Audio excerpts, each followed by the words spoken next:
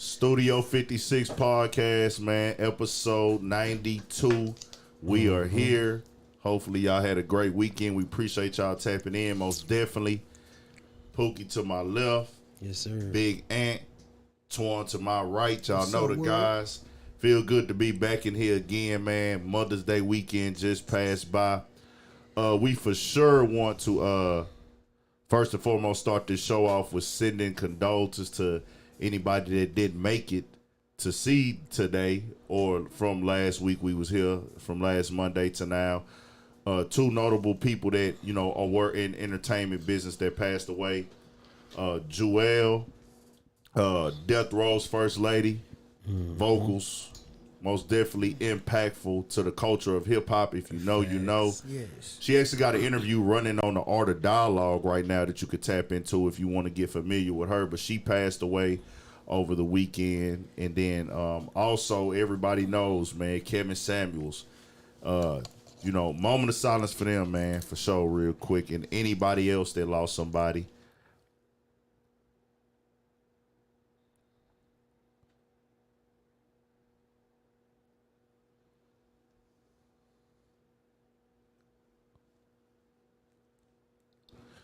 Yeah, man.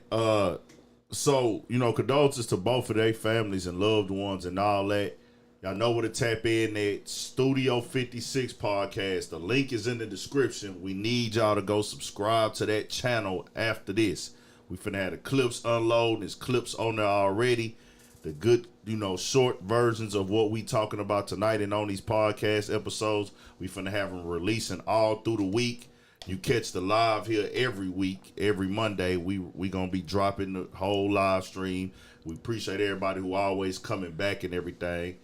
Studio 56 podcast on all streaming platforms: Apple, Spotify, SoundCloud, Google, podcast.com. It's there every week. Go tap in. My truck drivers, my people at work who want to hear it through those podcast apps, and that's the bit, and that's how you like to listen to your content of this podcast. We have it on there also, so y'all tap in, and we got a lot more things coming. We steady building. We appreciate the feedback. Come back after the live show and comment in the comments and let us know what y'all think, man. We taking the constructive criticism and all that. We working and building, and we appreciate y'all support most definitely. So you know, this weekend was Mother's Day, man. Mother's Day weekend, I think that's the biggest thing before we get into everything. What you did this weekend, Twan? Man, I just paid homage to all the beautiful women in my life, you know, all the beautiful mothers and all the beautiful mothers around the world, man. It was a pretty cool holiday, man. Made sure I took care of everybody, you know what I'm saying, got everybody straight, and shit, they was happy with their gifts, man. Everybody was satisfied and shit. You know, when you make somebody happy, you know, it always make you feel good, man. And that's really my goal, man. That's really what I set out to do, is just try to please everybody around me, you know what I'm saying? Just make sure everybody is accommodated, make sure everybody's comfortable, you know what I'm saying? And shit, as long as I can accomplish that, which I did this weekend, shit, it's always a good thing. For sure, for sure. Yeah, man. Shit. Pretty much the same thing, okay? Yeah. You know what I'm saying? Making just, you know, seeing them smiles or whatever, man, and enjoying, you know, the loved ones, you know what I'm saying, that's still around that you can enjoy it with, you know what I'm saying? It's kind of bittersweet, but you know, for the people, the ladies in my life that I have lost, you know, but it's just, you know, I remember to cherish the good times, you know what I'm saying? I kind of just try to keep it sweet, even though it's bittersweet. I try to, you know what I'm saying, remember all the good things. Sure. And, you know, shit, we just celebrate everybody, man. Celebrate all the ones that's here and the ones that's not here, man. Yeah. Sure. We put something together with the family, man. My kinfolk and them, that was a dope idea, and it turned out good.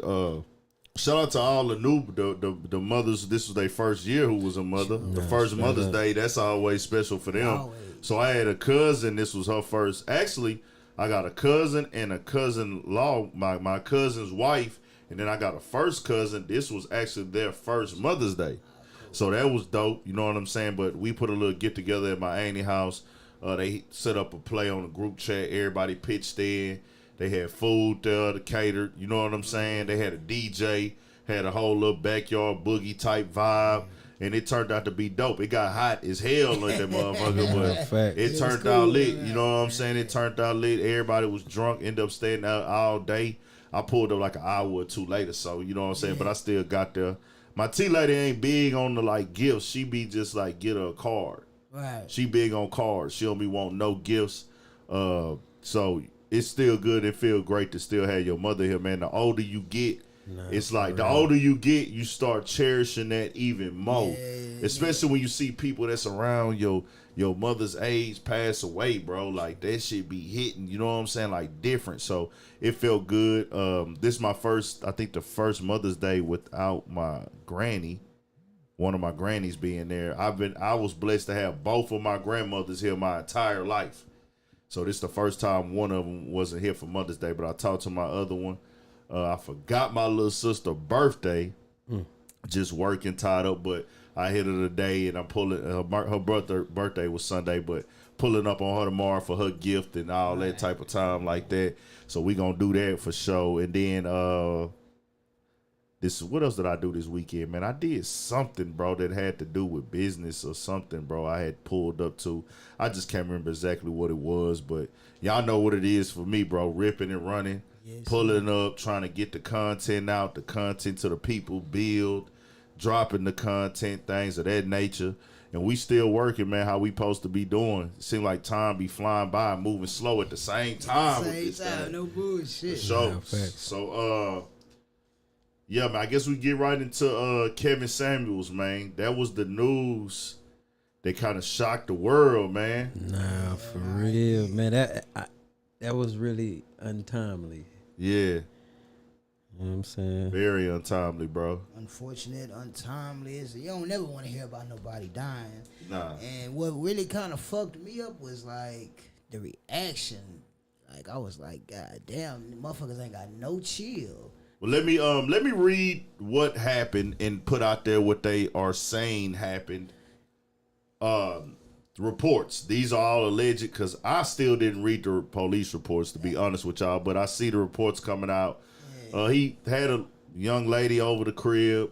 They spent the night together. He woke up, was having chest pains, and collapsed, couldn't breathe, and then he was later pronounced dead. His mother had ended up confirming it. There was all type of reports and things like that. And I tell people every time this goes on, bro, stop trying to solve the goddamn crime or Right. throw crimes on shit from your cell phones, bro, online. What? If you want to sit around your people and talk about that type of shit and just for entertainment or whatever, that's what you do. That's what you do. Yeah. But getting online and putting these narratives and these conspiracy theories and this and that, and you haven't saw any evidence, right? You don't know anything.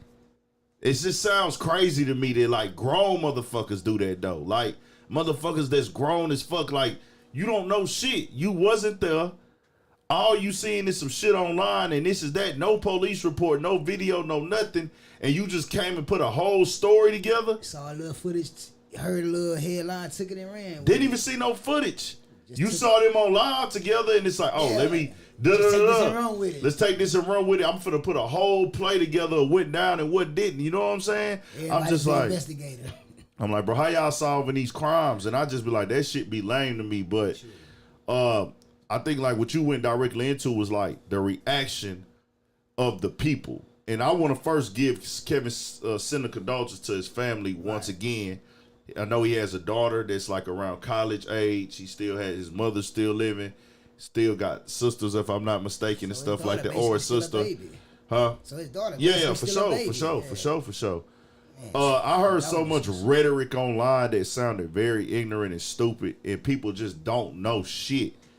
But I think, like you said first, the initial reaction of seeing the comments online, if you look at certain blog pages or if you rock with Twitter, the disrespect was celebrating. I was taken aback by it. I was like, nah, this ain't what it is. Motherfuckers was celebrating his death, like literally. Like I was like, that shit's sad. Did they have? I'm like, damn, are they real live enemies from the street or something? Like, is this something that I'm missing? Nah, like, fact. Cause that's how they was making it seem like they was really beefed up with him. Like they had a personal vendetta and shit. You know what I'm saying? And the cold part about it is, it's like, when you just sit back and you look at all the content, you know what I'm saying, that they, you know, in an uproar about, it's like, man, he ain't randomly was just on some shit. Like, these people came to him and expressed, you know what I'm saying, whatever, and he just gave them feedback. You know what I'm saying?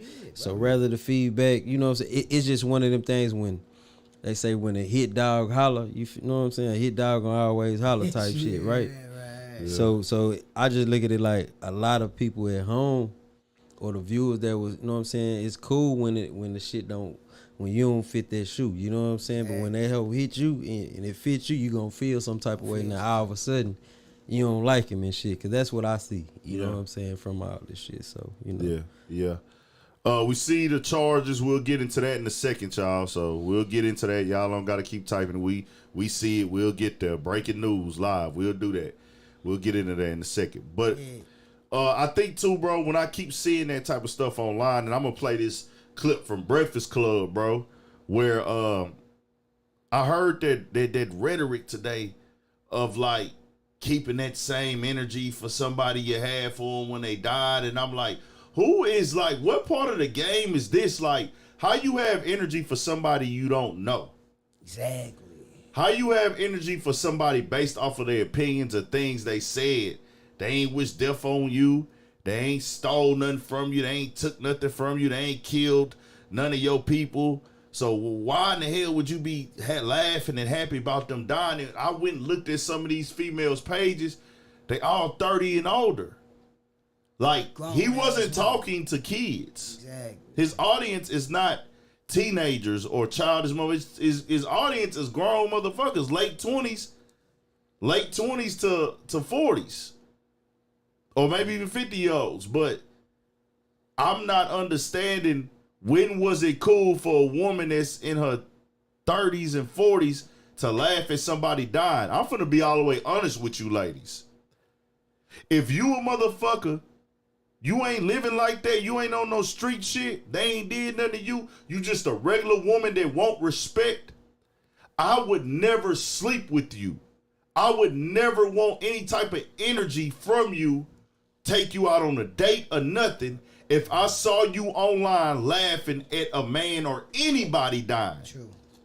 That shit is like lame as fuck for a female to me. Like, where's that shit coming from? Like, you got that in your body as a woman? I can make jokes and laugh at somebody dying? Like, that ain't did shit to me? It don't make sense, bro. It's like, that shit lame as fuck, and I want any female who thought that was funny, Big Ant, I'm gonna take Studio 56 off this. Big Ant and Urban Politicians TV. You lamed in the motherfucker, and you suck. And you need to do some soul searching to get your act together. Cause that shit ain't it. Kevin Samuels, one of the most effective personalities. And I don't like all these write-ups and everybody just labeling him as a YouTuber. That nigga finna be on Atlanta, bro. The show. He will be on Atlanta, the TV show. Oh shit. He bigger than a YouTuber, my nigga. The nigga was a star. The nigga basically was a brand.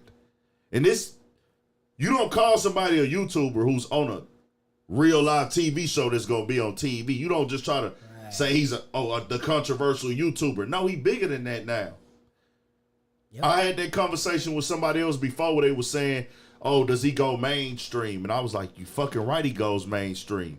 He's too clean cut, got his shit together, got his facts together, can speak very well, and he's experienced. And guess what? He had the passion and the work ethic for it. So a nigga like me, a YouTuber, I'ma automatically have respect for a nigga grinding. Right. Especially even more because y'all, the people who be regular here, y'all been here. Y'all been here before when some of y'all was here that night he came on here and donated. True. If y'all don't remember, that nigga came on this show and donated money to us, like, straight up. Thanks. Hit me on the DM off a video I made and was like, stay on your pivot. Good shit.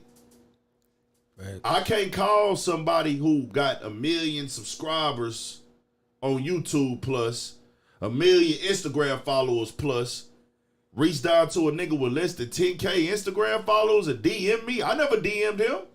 That just shows his humility. That just shows his selflessness. Like, for real. He humble. He reached down to a brother at that. Came and found my Instagram page. I don't put my personal Instagram page in the videos no more. I put the smaller page. He came on the other page. Like, let me find this nigga. I want to hit him direct. Let him know what's up. So, shout out to all the YouTubers who wasn't scared, all the media platforms and personalities who understood and really gave the content a chance to understand what he was pushing and what his message was. I seen a few tributes. A few just good words spoken. Shout out to Joe Budden podcast. They spoke well and highly of him. Shout out to I seen No Jumper in them pay a tribute on Instagram and on social media. So they did their stuff because they worked with him before. DJ Vlad, you know what I'm saying? DJ Academics, Jamari Speaks, Fresh and Fit, Marlon Waynes. There was a lot of other people that showed some love. And if I forgot you off the top. There was a lot of other YouTubers. A lot of people came to my platform and was showing they love. We did a couple lives since it happened. And people were saying, bro, it's different now.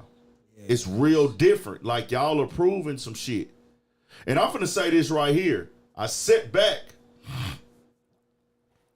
Since Kevin Samuels passed the last few days,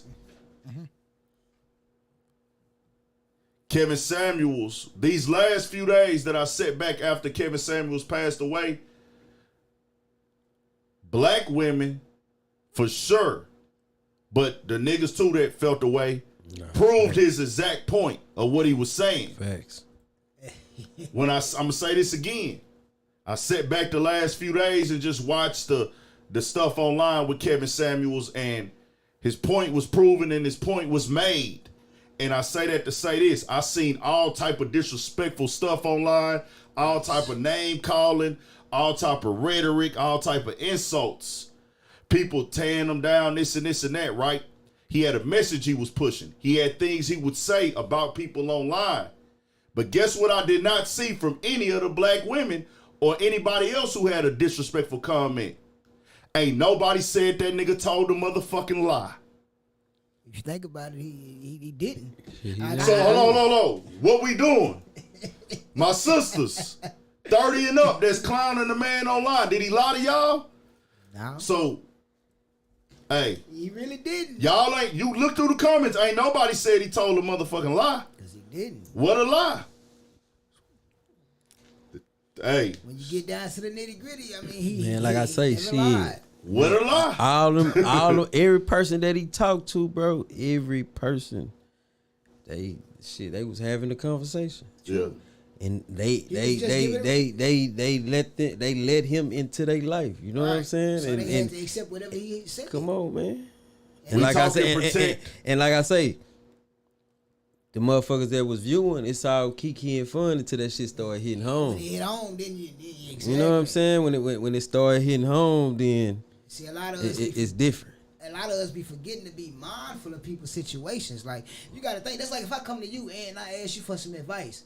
You might not tell me what I want to hear, but I'm not coming to you for what I want to hear. If I'm asking you for advice, I'm coming to you for what I need to hear. Yeah. And that's basically what bro was doing, telling people what they needed to hear. Like, I saw no lies and nothing that he said. I went back and watched a few interviews over the weekend myself just to, you know what I'm saying, kind of get a better, like I already knew who he was, just kind of get a better feel. And it was like, this brother really was kicking that shit. He wasn't doing nothing wrong. Like, niggas too though. He'll tell a nigga about themselves. He tell female. And one thing, and the common denominator with a lot of us, and one thing that you gotta respect is the truth. And that man told the truth. No facts, nigga. All truths. All truths. I'ma say it one more time. One more time for their mind. Yes, sir. Kevin Samuels spoke some of the best words that black people, and I'm talking to my people. Right. Kevin Samuels spoke some of the best words that my black people, brothers and sisters, needed to hear. The reason why his shit reached that level, I heard and saw all the disrespect, all the rhetoric, all the clowning, all the laughing, all the funny shit, all the weird shit from 30-year-olds, late 20 to 40-year-olds. This is his audience. These are the women, when I looked at their pages, this was the age bracket with their kids, with whatever. Right. Some of them ain't even hiding their faces. All that disrespect, all that fly shit, you know his shit was impactful. Because nobody said he told a motherfucking lie. I'm not perfect. I'm flawed. Right. And I ain't sitting from a perfect seat. You can say whatever you want to say about a nigga. But if a nigga go out and they criticize you for the shit you was saying, but ain't nobody typed on Instagram or Twitter or Facebook and said you lied, you won, my nigga. Rest easy. Mission accomplished. I agree. So let's get into this DJ Envy shit real quick on Breakfast Club. Let me play this clip for y'all, and I'm doing this because I made a video today and I was moving too fast. Y'all know how I normally let the video play and then I actually speak on the video after. Right. I forgot to put the first part in there because I was shooting it outside in the yard. When I was shooting that motherfucker, the wind started blowing real heavy and it was cutting up too much. And I do my best because the microphone cover on the mic, I try not to release the videos where the wind is so bad because I feel like people will click off the video once they hear that wind chopping. Right. So Breakfast Club, they initially spoke on it on Friday. Okay. Kept it cool though, kept it clean, didn't really say too much. Just, he passed away, kept it moving. I was like, all right, I expected that. Right. Envy didn't say anything at all. Angela Yee and Charlamagne said things. But it was simple. You know what I'm saying? Charlamagne said he didn't agree with the disrespect and everything like that. Right. Angela Yee just basically reported, kept it moving. Shit probably was like a minute maybe, if that.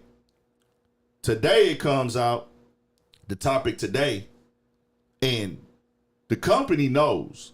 The production team, the YouTube operators of Breakfast Club know to get the views on the channel today, the business move is to put Kevin Samuels in the title and on the thumbnail if possible. They had him in the title and the thumbnail on Friday, had him in the title today. Right. On Monday. They were playing the clip of T.I. They put it like T.I. responds to people bullying Kevin Samuels. So that was the topic. They listened to what T.I. said, then they started conversing. This is what they said right here. For the people that didn't see it and everything, because people is getting confused. Like I tried to clout chase and clickbait from an old clip because I did put an old clip in the video to prove my point. But let me find that clip for y'all real quick. I probably got to go back to the Instagram. Or did I put it? Here you go, right here. I mean, I do think it's quite strange to wish death on a person just because you didn't agree with their opinion. And the fact that they're saying he died of heart attack, it's like heart disease is the #1 killer of black people, black men and black women. So I wouldn't necessarily call that karma either. Yeah, but if I ain't like you when you was alive, I ain't gonna like you when you dead. There's no difference. I'm not gonna change up because you die. If I don't like you, I don't like you. So all this showed me. I see that a lot of people didn't necessarily like you. All this shows me is that, and I've always said this, when Michael K. Williams passed, I love to see all the posts and tributes that people did to him. Had nothing to do with his acting. It had everything to do with who he was as a person. Regular people's just interactions with him every day. Me, my interactions with him, all of us, everybody that ever came across him. That's how you want to be remembered, because you were such an amazing person in life. And it just really reinforced that for me, because some people just didn't feel bad because of their thoughts about him, their feelings about him. And so it just made me feel like I got to make sure in life that I do great positive things, because you think about how you want to be remembered after you pass. And yeah, I'm not saying you got to feel bad, but I'm not saying you got to spike the football and make jokes either. Especially because it's, like I said, it's. Did y'all hear that? That's one time. That's the second time he said he did not understand why people were spiking the football with the jokes. They're talking about how you feel about somebody. Just because you feel about a way about somebody don't mean you go out publicly and say that shit. True. Y'all get where this is going. Disease, right? Heart disease is the #1 killer of black people. When you run around screaming karma, just remember things like that can happen to you and people you love too. No, absolutely. But that's all I'm that's saying. why you're supposed to be a good person. I'm not gonna sit here and lie. There's some people, if they die, they die. I don't care. Yeah, I don't wish anybody. Plenty good people die of heart attacks. We don't wish anybody to die. that's all I I'm would saying. never ever be like, I wish this person died. That's all I'm saying. But sometimes people just don't feel bad when it happens. Hey, well, I mean, to me, if I have a problem with you and I never liked you when you were alive, if you die, you die. I don't care if it's heart attack, if it's car accident, if it's car crash. I don't care if you fall and trip off a curb. If I don't like you because you're a bad person, you were ishing on me. If you die, you die. But I do feel bad for people's family members. I hate that his mom had to find out on social media. That's wrong. That's and foul. Clearly there's people that love him, that are close to him, that know him in a different way than the rest of the world does. And so that's why I'm always like, condolences to the family members, because it's not easy to lose someone. Yeah, I'm not wishing death on somebody just because I disagree with things that come out of their mouth. I'm not saying him. I'm not saying him, but I understand the way that some people feel about certain things. All right. Well, Envy, you don't have to say him, bro. Y'all are talking about him. Exactly. What are you saying, bro? What are you saying, Envy? Oh, I don't have to say him. I'm just saying, general. My nigga, y'all talking about him. I just gotta be honest. Envy sound like a real mark. Like, that's about as markish as it gets, bro. Tell you like this, bro. You got kids and you got a family, bro. You didn't have to like a nigga. You didn't have to be sad or feel away. But the conversation was people disrespecting them online. It wasn't how people feel. It's about the fact they were going online saying this about somebody that nobody in that room knows. Right. 99% of these people online disrespecting him don't know him. What I said earlier, where was the lie? Did he lie to y'all? Did he lie, DJ Envy? What was the lie? Nobody's saying this man lied. It looked bad. And then you gotta understand, bro, like, he was talking to the person whoever he was talking to at that time. You know what I'm saying? Because that's where a lot of the highlighted, shit come from anyway. So it's just like, in those moments, you know what I'm saying? That was his truth against whatever them people, you know what I'm saying, put against him, bro. Like, and I can't stress it enough. Like, shit, if you shoot foot, if that bitch wet, you know what I'm saying, you gotta wear that motherfucker. If it made you feel a certain type of way, bro, you should be mad at your damn self. Really, you shouldn't even be mad at it, because you should be thanking him for making you realize something about yourself that ain't right. Cause that's how it really was going on. So there's this conversation that people use now. I can't tell you how to react. I can't tell you how to feel or get your get back, whatever. Right. I get it, whatever. True. But when does that become a thing for people from our, like, that's like some new age shit to me for young niggas. Like, to me, Envy and other people are now trying to transition into like the Boosie, the street nigga mentality when it comes to beef. Right. Or the 50 Cent mentality. Them the two examples I use because 50 Cent don't give a fuck. But guess what? 50 Cent came in the game like that. True. 50 Cent came in. This nigga been a street nigga since he was 10. So guess what? If you got beef with him, it's up there. Yeah. He on that type of time. He came in the game. He signed his record deal on that type of energy. Yep, he did. Boosie, street nigga his whole life, came in the game with that type of energy. All business deals, everything in his life was gained and moved with that energy, with that image, with that lifestyle. Since when do corporate niggas and family men get on there and say, if you die, you die? Shit. This is a corporate radio station, my nigga.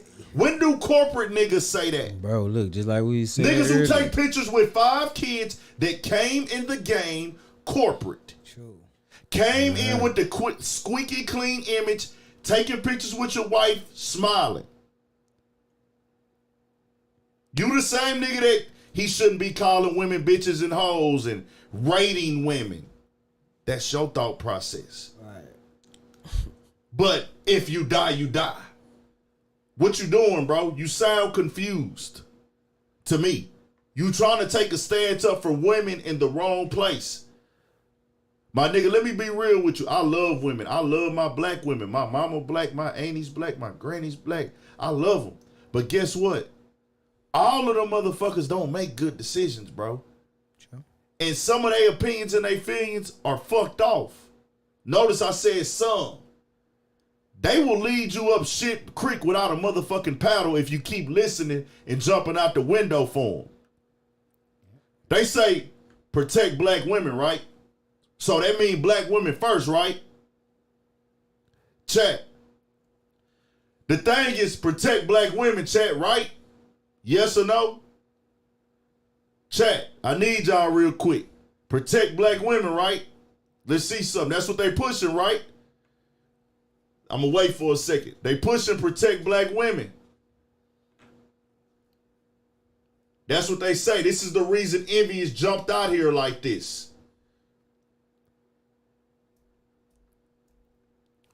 What about Kevin Samuel's mama and daughter? They black. It ain't protect black women. DJ Envy, like I said in the video,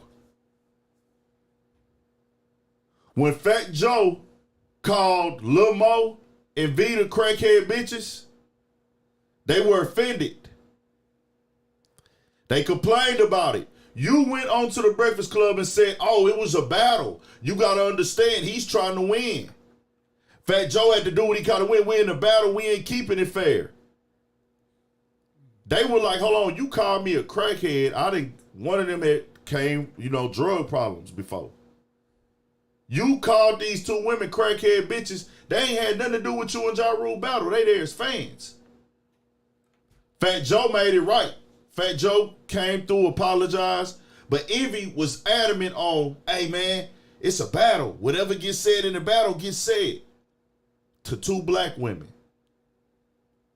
But guess what, nigga? If that was your wife, you be ready to raise all hell. You don't give a fuck about black women, nigga. You give a fuck about the black women you care about. Stop that bullshit pushing of mental health awareness, that bullshit ass protect black women shit, all that bitch ass shit for your own personal gain, nigga.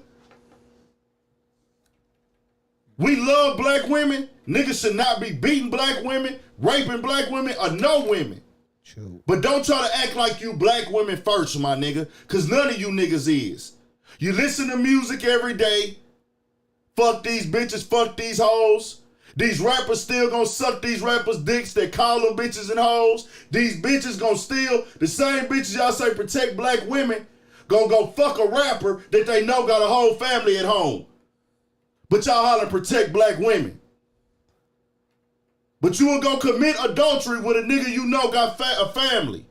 But it's protect black women. Shut the fuck up. All y'all motherfuckers who doing that double-edged bullshit. If I'm lying, which we know I'm not, I'll be outside, man. Gotta drop no names. Right. We ain't gotta drop no names. You ain't come up in the game like that. Boosie said, if it's fuck you while you alive, it's fuck you while you dead. He's a street nigga. That's how he came in it. Y'all motherfuckers is not from Chicago. Y'all are not street niggas that beef and fight and carry guns. You niggas is corporate niggas. And I'm going to just leave that shit right there. I'll also play, before we dip out and go to the next subject, the clip of Envy speaking on Kevin Samuels last year. Let me take it there. Let's go. Let me find this motherfucker for you real quick. Here we go.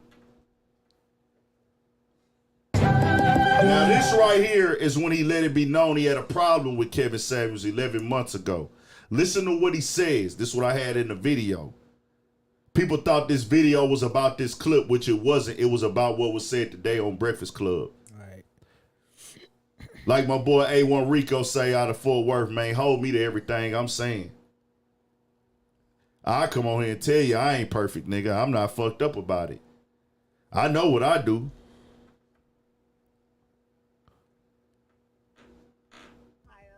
Oh boy, Karen. Another Karen on the line. Oh, I'm not one of them kind. I'm just messing with you, Karen. Go ahead. Who you want to give your homie to?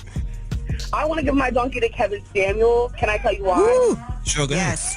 I think that he openly degrades black women, and he preys on their insecurities that have been given to them in previous relationships and their naiveness. And come on, he gave Saweetie a 6. Dr. Umar spoke on him on all that. He deserves Donkey of the Day. Yeah, I think he's lame. I do think he's lame. I mean, what age are we where we're rating women and rating people? I mean, he's a grown-ass man. He's 50 years old. But the thing I don't understand is... who are you? That's the thing. Envy, what age are we at where we're rating people and rating women? Women rate niggas every day, my nigga. All day. All day. You rate it off, really, to be honest with you, besides your lady and the people that fuck with you for real, people get rated off of what they bring. You rate who you gonna interview off of, do you want to talk to them because are they valuable enough for a conversation? True. Yep. Everything in life is about rating people. Hey, they do beauty pageants still, right? You still do beauty pageants? Yep.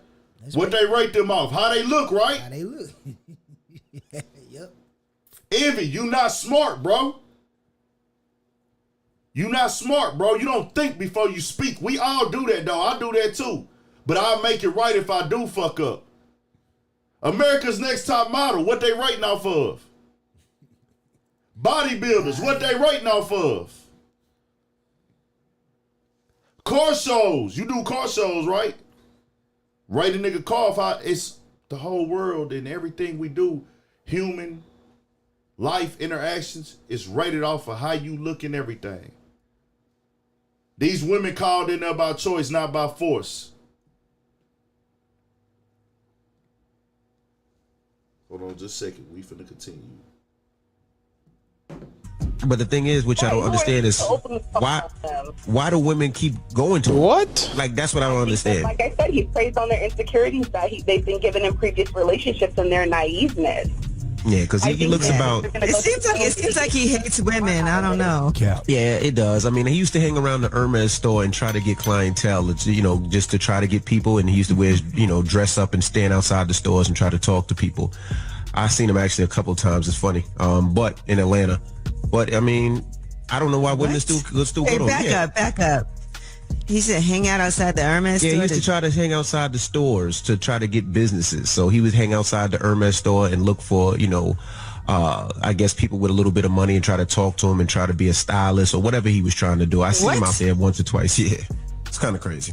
That's weird. My salesperson from the Hermes store had to remind me, like, What's weird about a brother getting out here getting his hustle on, getting G'd up, getting fly, and trying to pump his brand and be a stylist?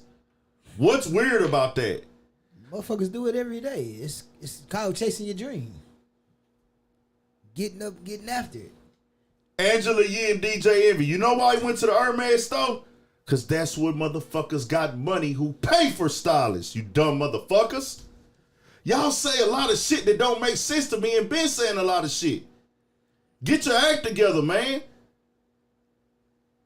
Give honest opinions. If you don't like a nigga, just say I don't like a nigga. Don't try to justify it with some bullshit that don't make no sense. That was some total bullshit. I mean, because that was actually a rappers get outside and pump their mixtape. What you gonna say? I'm out the trunk with it. Like, hey, man, that nigga used to be outside the motherfucking CD store selling his mixtape. Guess what? He made it now. Exactly.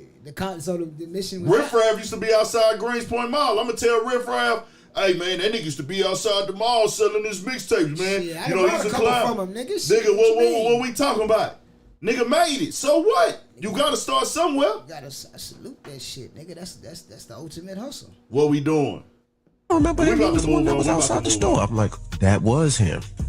Yeah, but he's lame. I don't respect the fact that he sits there and rates women. Oh, this one's a 2 and this one's a 4. And Ma, you look ugly. Ma, you're fat. Like, it's just it's a woman must have hurt him. Guys, keep the likes up, keep the engagement up. Yes. Rest in peace, you never Samuels, I normally never wear hats, but when I go out of the house, this is my hat. Oh, and that's some Hermes too. Huh. Strange. I don't know about you guys, but when I go to Hermes, I shop. I don't know about you, but strangely enough, What do you do when you go to Hermes? Oh, I know. It's crazy, ain't it? What's been going on? You go to Hermes, you shop. You go to Cartier, you shop. Go to Baccarat, you shop. You go to Popeyes, you shop. You go to Chick-fil-A, you shop. So, all I'm saying is, you might want to get your glasses checked or check your sources, because I know when I go places, I buy stuff. And so Kevin Samuels responded to that, and I played that simply. And the reason why I took Breakfast Club to go out and call and speak on, because they a big ass corporate place. Right. Y'all a real big platform. True. And y'all are pushing that type of energy up there.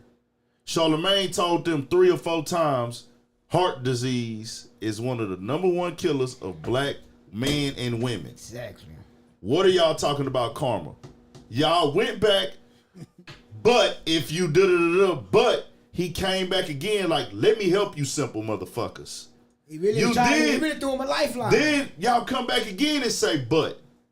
I don't know how they're going to do it, but they will find a way to try to clean this up a little bit. That's the way I feel about it now. We already heard it. You already heard it, but I'm just saying I kind of feel like depending on the level of backlash, we'll see. But you got motherfuckers like me, like, I ain't trying to hear the clean up. Like, I done heard the true you. Yeah. What you said, motherfucker, that's how you really feel. I just feel like you a corporate nigga. You don't have a YouTube channel where you can just say what you want. Right. You work at a corporation, my nigga. If you got some personal beefs or whatever, keep that shit personal. Keep that shit internal. Don't get on a platform like that and celebrate a man's death. Like, I don't, especially when y'all really didn't have no major beef like that. Like, I mean, come on, bro. It's motherfuckers that been real enemies of mine and died, and I ain't gonna celebrate that. I'm gonna let the dead be the dead and rest in peace, bro. It is what it is, and that's with motherfuckers that I ain't care too much for.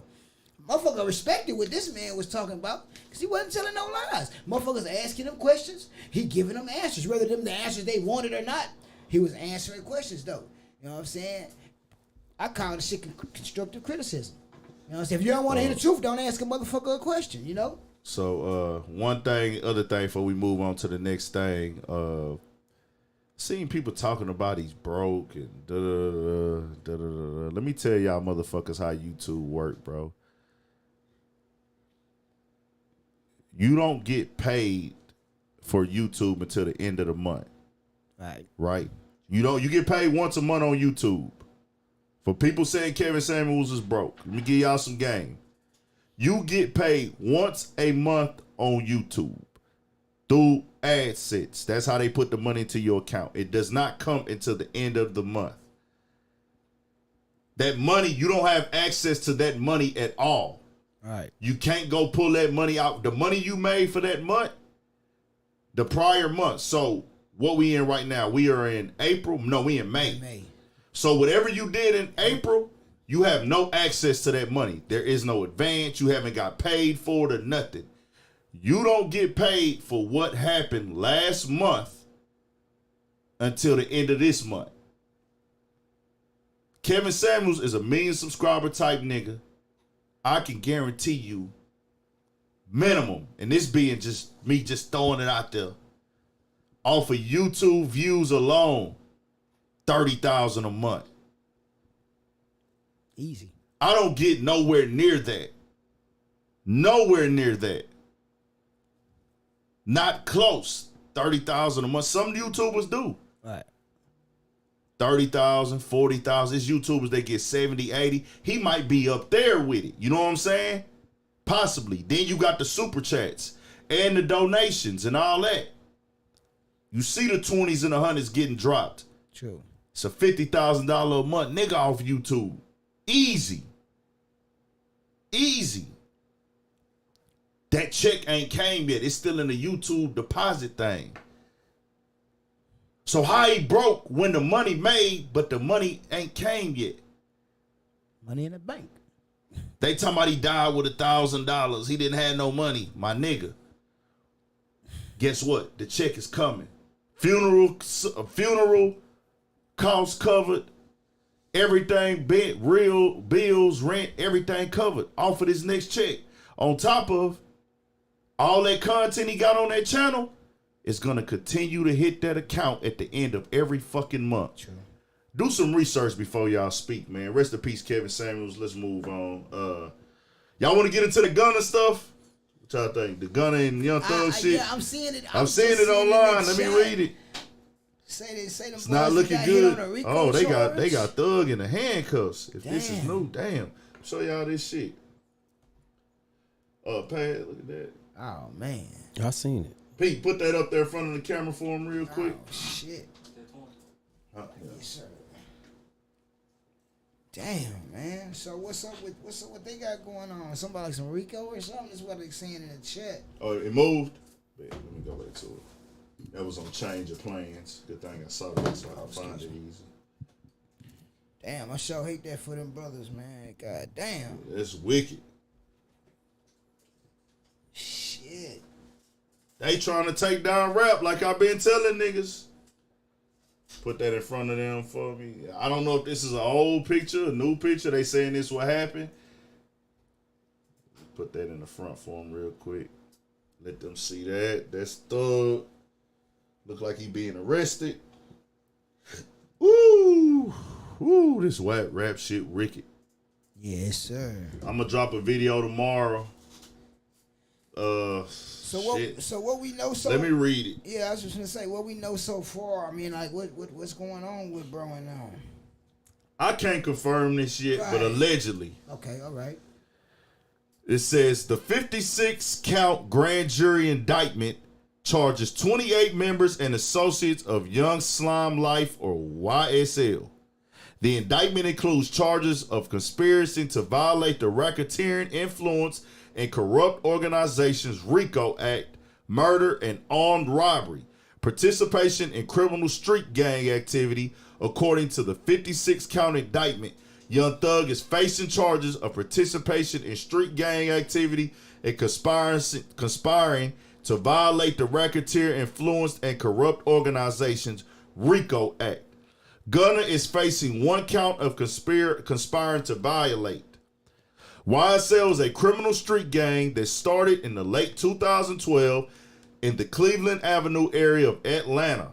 YSL claims affiliation with National Bloods gang.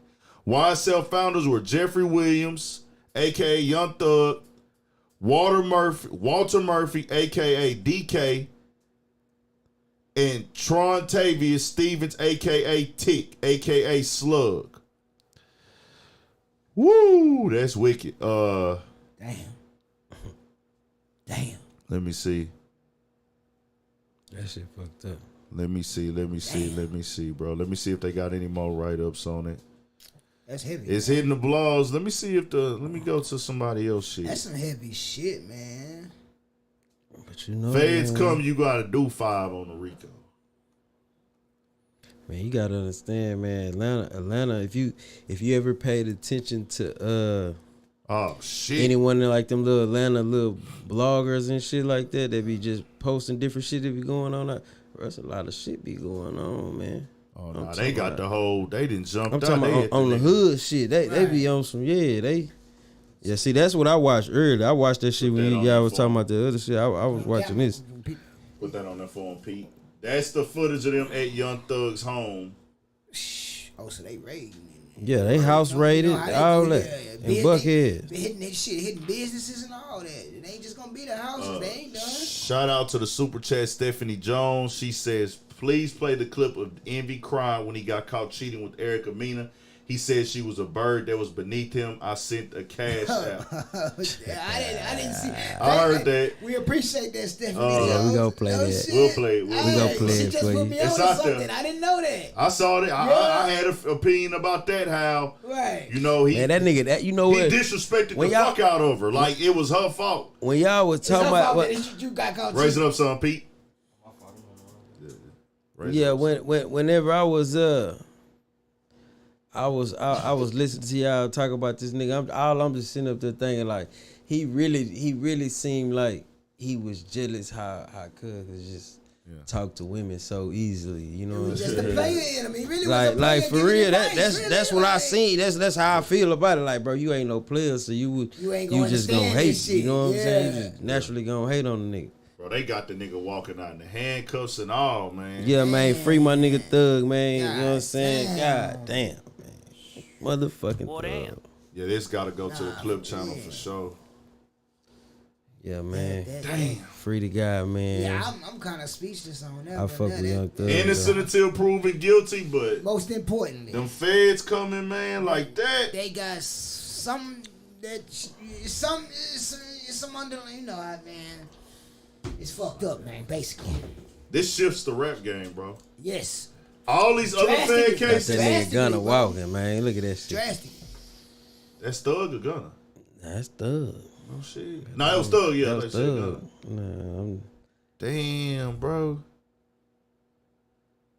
Now the reporter put prosecutors alleged that two associates of YSL, Christian Eppinger and Antonio Sumlin, worked to get permission of Young Thug to make a second attempt to murder YFN Lucci while he's in prison. Oh, Fatality. conspiracy. that nigga did say they trying to kill me in this bitch. You hear me? Yes. But bro, if the niggas tell, That's gone. Oh, Lucci can't tell that. right. Them His niggas word got don't mean shit. The niggas got to tell Especially that. the other cat. Dead. Yes. Or they had to get heard on the phone call. Lucci can't say Young Thug sent this shit to me. It's not gonna be credible. This is still alleged. This is still alleged. That's like he say, she say type Yeah, shit. Yeah. them people not even gonna pay. But Lucci if them no mind, direct guys said that shit, then it's a problem. If they got heard talking on the phone, Yes. somebody heard and went told, Then that's a problem. this is alleged though. Let's keep it there. Innocent It's until proven alleged, but guilty. if that happened, that is a problem. I'm telling you, if Lucci said it, the people not even. Lord. They not gonna listen to that. Your word is not credible. But if these two guys they got caught up in some shit, and the feds and lured him in, ooh man, that's gonna be. I ain't gonna lie, they should have left little buddy alone, man. Is accused. Allegedly, if that's how that shit went, man, they should just let him go on cheat. You know what I'm saying? Let his ass get on that. Hold You on, feel hold on, me? hold on. Here we go. What you got? Ed Young Thug is accused of renting a 2014 Infiniti Q50 sedan from Hertz, which was used in the commission of the murder of Donovan Thomas Jr., a rival gang member on 1/10/2015, according to indictment at WSB TV. Ooh, shit. It's getting thick. Man. all we can say is innocent until proven guilty. We not in the Because courtroom. all of this is alleged. Innocent until proven guilty, but It ain't sounding too it's goddamn not good though. sounding too good, especially Alleged or not, nigga, that nigga, that ain't nothing to have on you. So they used You know what I'm saying? Gunna's video. Sergio Kitchens, associate of YSL, accused of appearing in a video released on social media titled Fox 5, wearing a YSL pendant and a slap pendant with lyrics stating, "We got 1,000 round choppers." Run on 5. Y'all ever heard that song? That's a bad motherfucker. I like that. I think people are looking to blame. Listen, people are looking to blame somebody about who telling and this and this and Fuck that. who telling. fuck who, yeah, that shit don't even. You gotta understand what these feds on. Listen, man, Exactly. they not playing. They not all them that cat they game coming shit after y'all you. talking about. Yeah, They not worried about what this shit. They already got what they got going on. For To, them go, to even be to coming come after booking you, you they and already- shit. yeah, They on man. top of your top, They man. got what they need, and that's fucked up. That's Just fucked gotta up. wait and see. That's all the That information shit we fucked have up like right a white now. boy edge up, man. I am not bullshitting, boy. That's the information we have right now. Innocent until proven guilty, bro. I don't know nothing about nothing. We ain't there. We just getting this shit live information. This shit live, man. Hey man, you gotta stay right out here. The feds is looking at hip hop. I've been telling in other channels, other creators. saying that for They've been saying it forever. for a long time. Once I saw that situation in Florida, that's when I made that video about Glock 9. Yeah. I said the feds are targeting hip hop right now. Make sure you know that at all times. And then one thing about them feds, they not like these motherfucking sheriffs and constables. They only coming if they got some concrete shit on. Man, That's just the truth. Yeah. So my mama done been to the feds, so I know how that shit go. Them people ain't coming on no wishes on the star. They coming on some concrete evidence. They ain't coming on no he say she say shit or none of that. None of that shit. And I'm just saying this from personal experience because, like I say, my mama been to the feds. It's well documented. If them people coming after you, they got something solid, and that's just. Bro, and y'all seen the footage just like we seen the footage. They had that boy in handcuffs, man. So that tell you a lot right there. You know what I'm saying? You know, free the guys, man. We'll keep y'all updated on everything, man. I ain't wishing that on nobody. Hell no. If anybody's life was lost on any side, man, condolences. But this is a war we in at times in the community. Can't say who did what. Don't need to know. Hey, I'm going to speak on shit as it hits the news as factual information. We'll leave that right there, man. Let's get into this. And I didn't have this on the docket. That nigga say the docket. It just hit. It just hit. Bro. It just hit. This is a new thing. Docket. This is serious. Take me back to the courthouse days. Hey, this is the new stay shit. Off the docket, ladies and this gentlemen. This is new shit stay in the world. Fuck off the docket. If you are in the world of hip hop, in the culture, and you have tapped in the Clubhouse, you might have heard one such as Whack 100. You might have heard one such as Whack 100 speaking on Larry Hoover, some footage and things that he has, and recently boldly spoke on its name, Jay Prince. Yeah. I was expecting a response. I thought that he would respond if he needed to, but then I thought it would die down. But Whack 100 spoke very confidently, from my opinion, listening. Right. It's out here for everybody to see. It's not like I'm being messy. It's on Clubhouse. Yeah. And he said little things that I think if a man hears a nigga say these type of things about him with that tone, they would feel a certain type of way about it. Right. You know, Whack has a right to say what he want to say and feel how he want to feel. True. The person receiving it is going to feel a way also. That's just what it is. So, Jay Prince has responded to what Whack 100 was saying, and this is what he said.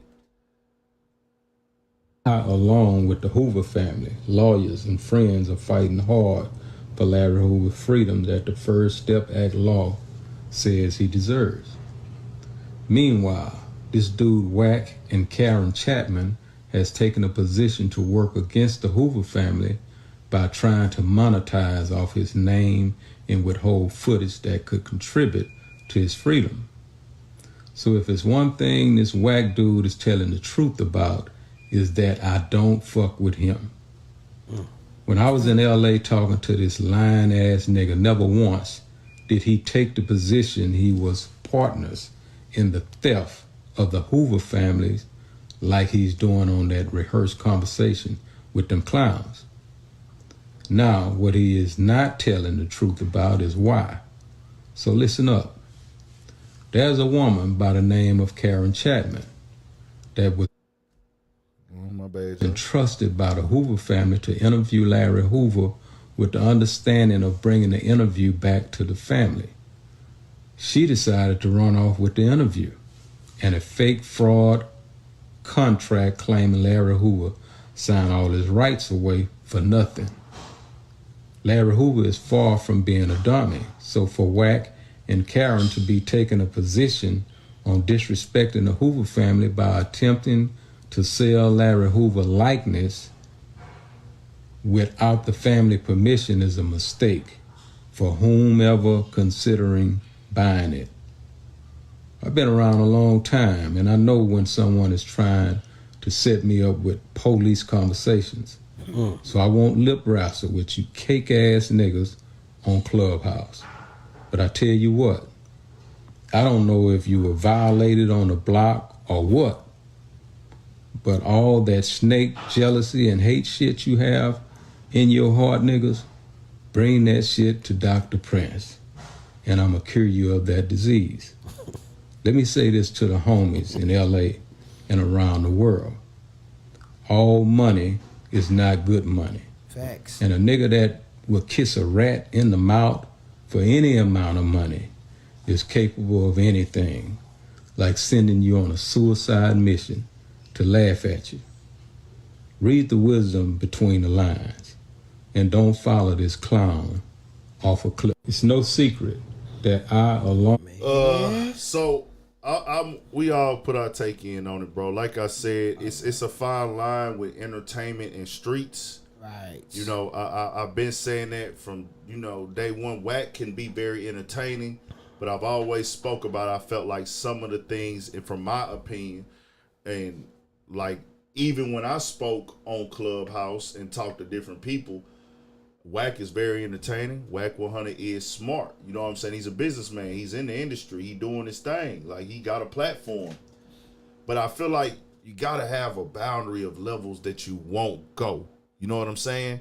And, you know, people turn it into, you know, being a street nigga and, you know, da-da-da. And I always say, bro, I'm not a street nigga. I'm not a gangster. I'm not none of that.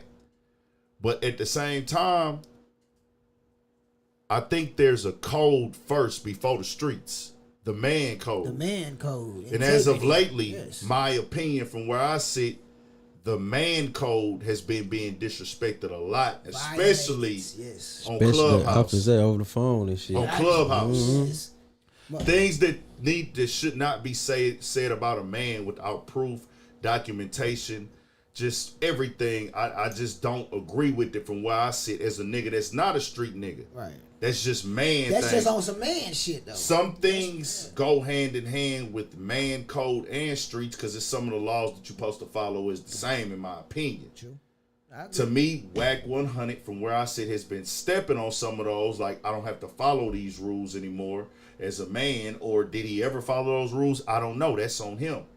But I just say, as a family man, a person that's successful, I just didn't understand what does he get off of doing this. I don't know if it was a high off the attention, a high off the clout, a high off of the heavy dick sucking of him on Clubhouse, the dick riding, the can't do no wrong on Clubhouse, the yes man. I know sometimes they get the people head where like, I'm that nigga on here, I run this shit.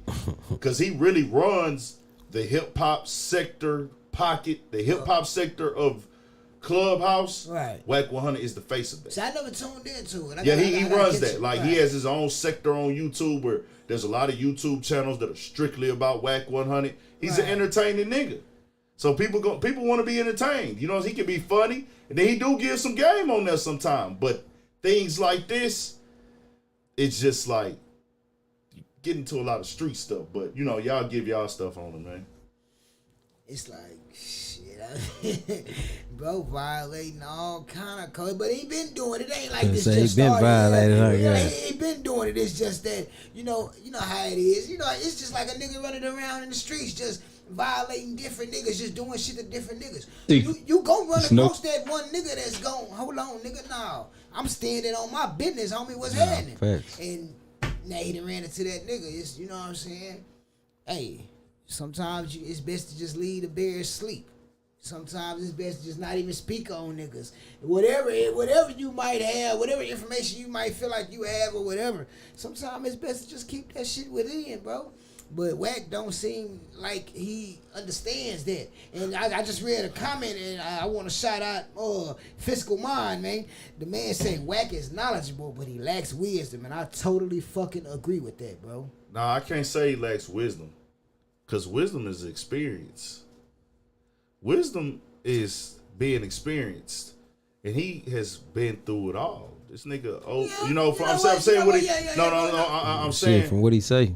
No, I'm just saying, just him being a nigga in his 40s. You did the street shit as a young nigga. You did the gang banging. That's vouched for. You know what I'm saying? Your hood, the pictures. Yeah. You did the prison time. You started a business, trucking business. Became successful at that. You now have worked in the rap and entertainment industry. Okay, go ahead. You are a factor in that. Like, you have places and relationships with radio stations, the top podcasts. You know the rules and the codes. You have now raised a family. His kids are grown. He's married. This dude is experienced. That nigga just talk too much. He just talk too much. Exactly. He has wisdom. He just You know chooses. what? I think it's a I'm little glad bit you- of. I'm glad you put it like that. I'm thinking it's a little bit of like pride, ego, just the need to be the bully and the aggressive nigga. Nah, the nigga get a taste of that being the center of attention type shit. And don't know. And when he know when he speaks, niggas gon' always got something to say about it. Whether You know what good I'm or saying? bad, niggas gonna have something to say. True. But and it's been going a certain way for him. You know, you hear a little backlash in there, but this latest shit, the shit that he been saying and putting himself involved in and having all these tapes and ties to and paperwork and all that shit. Like, motherfuckers ain't feeling that shit. You know what I'm saying? Why would you even be? You making yourself a not even a target. I don't even want to get into that part of it. Nah, it just make a nigga look at you like, damn, bro, like nigga, I don't even know. I can't even talk to you, bitch, because you gonna record a nigga. You know what I'm saying? I can't even really fuck with you because you might be trying to, hey man, what you got on that nigga? I know it's something. Know what I'm saying? Nigga break you off some bread for that shit. We gotta, you know what I'm saying? Like I don't know what, because all this shit here coming out, it just make a nigga look like at the end of the day, like, man, I don't really want to fuck with you on nothing really. Like, it's cool to chop it up with you to a certain extent, but see, he just likes attention. You showing a nigga too much.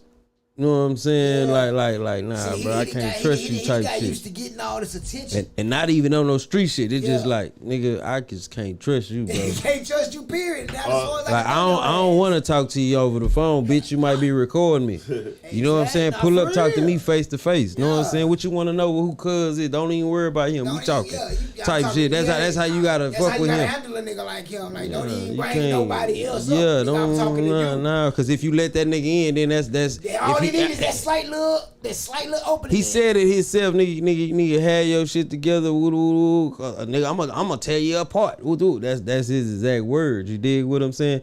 So he looking to bash a nigga, make a nigga look a certain way. You know what I'm saying? If or whatever. I'm not mistaken, he damn near. I think somebody told me one time he's on here. Like he want to crash niggas out. Like he said. Like, you heard what the old man just said? Hey man, don't be no motherfucking fool and crash out. Okay. Behind listening to some foolishness shit. Well, I say like he didn't attract so much attention and he didn't got used to it. But you gotta understand, like, all attention ain't good attention. You don't want everybody's attention. Cause some of these niggas is really they ain't playing. They in the entertainment industry, but they not with all this entertainment shit. And all wisdom ain't good wisdom. And exactly, and that's why I say it ain't wise to listen to every wise motherfucker that just because they older. And you know what I'm saying? That's something I learned from Pokey. You definitely can't do that. Know what I'm saying? Cause of why you'll meet a lot of wise ass fools. You know what I'm saying? Especially in this day and age. You know what I'm saying? Right. So. Nigga could be wise, but like nigga, you wise, but you ain't the wise nigga that I'm looking to fuck with like that. You know what I'm saying?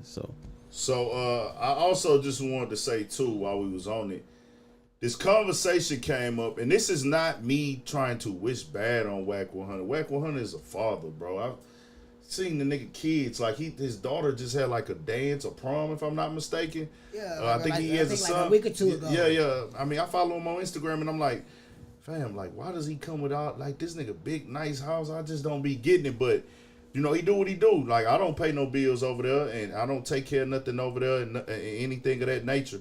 So you know, he does what he does, but it's one of them things where it's like you said, Pookie. You start to turn people off about you and then make people be distant from you. And this game is based on relationships. Facts. And people won't tell you that they really not fucking with you no more. And you have the key relationships to be successful in this game. All those media contacts, those top media platforms, he got relationships with all of them. He has relationships with the radios, the DJs, different people at record labels. He has everything he needs to be successful. But bro, when you start letting the show be so controversial at times, it can burn bridges, because when things get real, they start looking at it like, okay, it's kind of getting tricky now. Ray J recently spoke out, and he put the text messages up with him and Kim Kardashian. Right. How they did. Let me hit that boy with that. So one time. That's some hoe ass shit they did. So hold on. So Ray J claims that he never had another tape. He never possessed a tape. It was all planned. To launch Kim. So once he had the tape done, you know, they decide to put it, whatever reason they decide to do the tape, they did the deal, whatever. Right. He's saying, I never had or possession of a tape myself. Wack 100 went into the interview with Bootleg Kev and told him he had a possession of the tape. That's the one that supposedly was given to Kanye. Right. They supposed to be having it on the show. But Ray J is saying, like, bro, I'm tired of being looked at like the bad guy. This is fucking up my corporate business. True. I have deals with corporate entities. He's doing the Raycons, the headphones, and he's in the tech space. My people, my team are questioning me like, bro, what are you on? Are you holding this tape over here? We don't want to be associated with this. But look, hold on. The thing is, Wack, you're his manager. The manager is saying things and creating an energy in a conversation from the way it got put out by Ray J. I don't know what the real deal is, but Ray J put it out with the text saying, Kim K said, your manager said he had another tape, which is Wack 100. Right.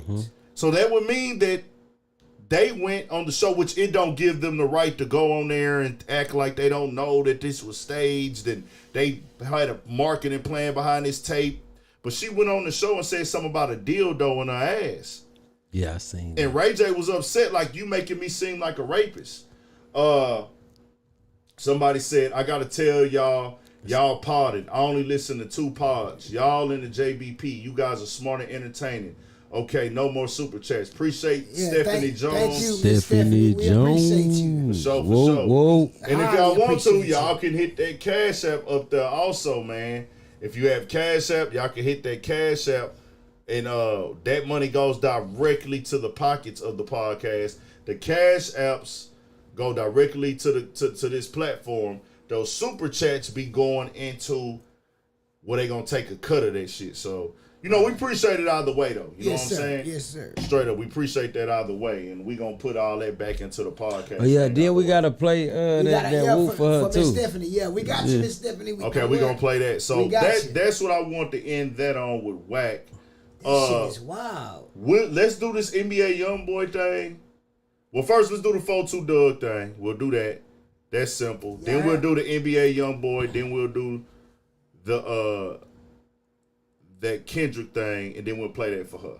Sure. We'll do that. Sure. We'll try to run through those real quick. Yeah. We'll try to see. Okay. So 4-2 Doug was arrested by the feds. He was supposed to turn himself in, and he did not go turn himself in. He was supposed to go to West Virginia. He signed for 6 months, and it was for having a gun on him, convicted felon with a gun. Somebody told on him in a gun range in Atlanta. It was on video and everything. They got a tip. Shit ever. What? They got a tip, and the tip said, you know, was in here. They got the footage. They ran it back to his ID. He's in the gun range. He ended up working that out to go sit down for 6 months. For some reason, he did not turn himself in. I don't know exactly why, but he decided to go to the Memphis Grizzlies game. They were on him after that. When he came back to Detroit, he was picked up by the feds. They made it seem like, and this is coming from one of those lawyers that be online, the lawyers for workers or whatever. I've had my little critiques about him at times for things he said, but he do get information though. He just had some opinions at times that I didn't like. Right. He do get information. He get the information from the courts and everything that can be factual. So he do that. But he's saying that they tried to make it seem like 4-2 Doug came up with this play to like register himself as not a U.S. citizen, so he could run and and all these other things. But he's saying that's not true. He said that the feds were looking to catch him fucking up with his friends. They tried to jump out on him and get at him. Why didn't the feds call him? Why didn't they DM him on Instagram? Why didn't they reach out to any family members? They didn't do any of that. They come back later down the line and just raid him when they could have just hit him up like like where you at. They could have called his lawyer or anything. It kind of sounds like one of them situations where if you sign for time, you got boom, go and turn yourself in right then and there. Right. But some way, somehow, they let him go. And that's really the feds fuck up, really. Well, no, they do that. They do that a lot of times. No. I'm saying they do that, but it'll be damn near overstood. You know what I'm saying? Like I'm saying somewhere in that equation, they fucked up. Yeah, the feds fucked up. Because I was getting conflicted reports on this. I was hearing that it was a violation of his probation. Then I was hearing he was supposed to go ahead and turn himself in. I didn't know. Whatever the situation was, he's supposed to go turn himself in, right? Yeah. Boom. They let him walk out, and he ain't go never turn himself in, because that's what they really took his ass to jail for. What the fuck did they expect him to do? Shit. Well, let's just be honest though, bro. People, I say this, nigga probably waiting on the time. He probably waiting on. You know what I'm saying? I think that I've seen this where the judge had cut niggas deals. My partner before. No. Hold on. The judge has cut my partner a deal before. Turn yourself in on this date. Give me 30 days. Nigga, I done that shit multiple times. So hold on. Let me finish. I'm saying for the listeners, we gotta tell the listeners where a nigga. Hold on, no, some of them don't. They give niggas a date. When the date comes, the nigga says, "Fuck it." They gotta come catch me. I don't want to turn myself in. 42 Doug is a nigga that grew up in prison since like 14. Yeah, did a lot of time. So when that date came, he probably was like, "Y'all bitches catch me when y'all do. Fuck it." That's what I'm thinking.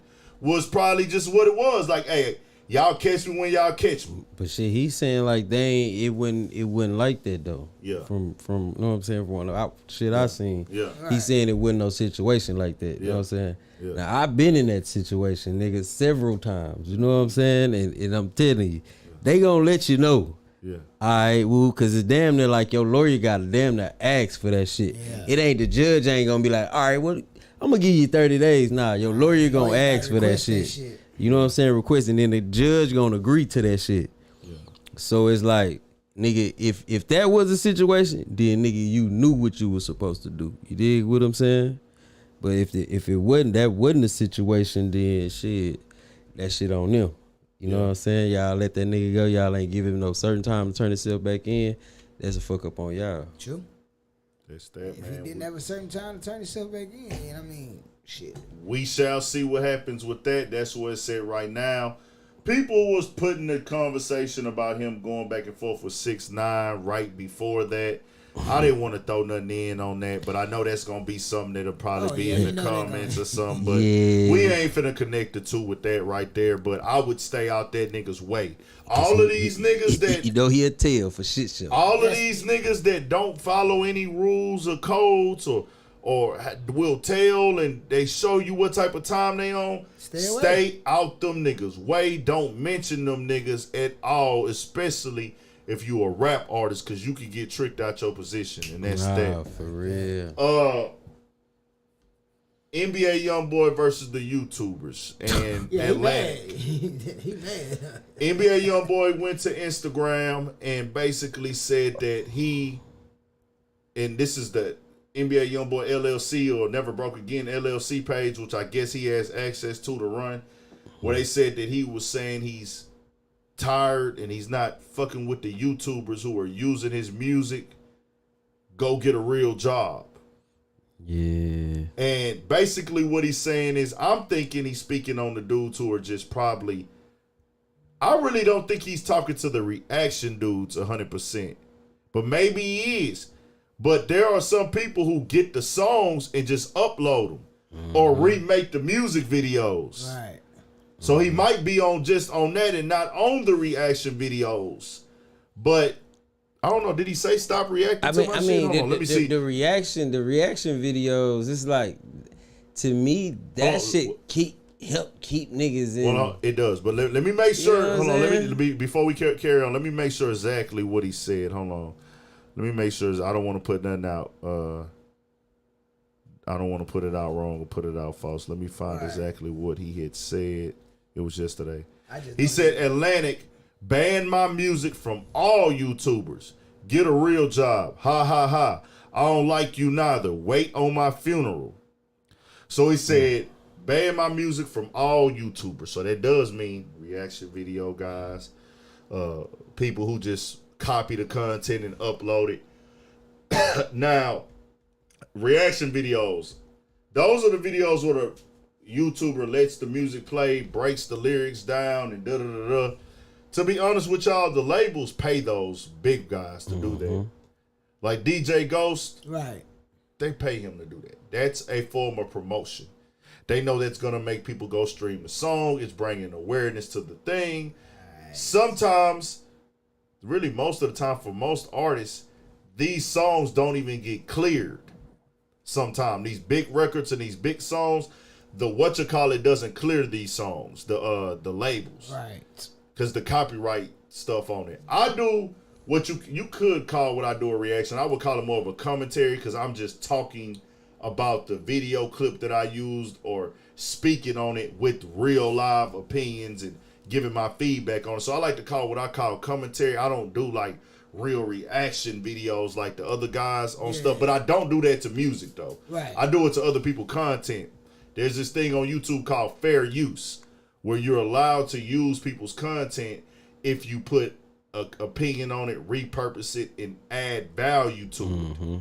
Right. People do really abuse that though, because there's certain people who will just take somebody content and just, they doing their thing though. They getting their money. They running it up where they just put like an intro on it, say like a quick 2-3 words and upload that motherfucker. Right. I don't do that because I like to put my perspective on it. I like to really just do me. But there's people who do that though. And nigga, that hit a nigga with like and subscribe and then click. Yeah, and that's their purpose of like, that's their reaction to it. Straight up. You know what I'm saying? But to each his own on how you do that. But to me, DJ Ghost responded, and I'm gonna play his response in a second. He's the biggest hip hop reaction video. What did you think about this though, Pookie?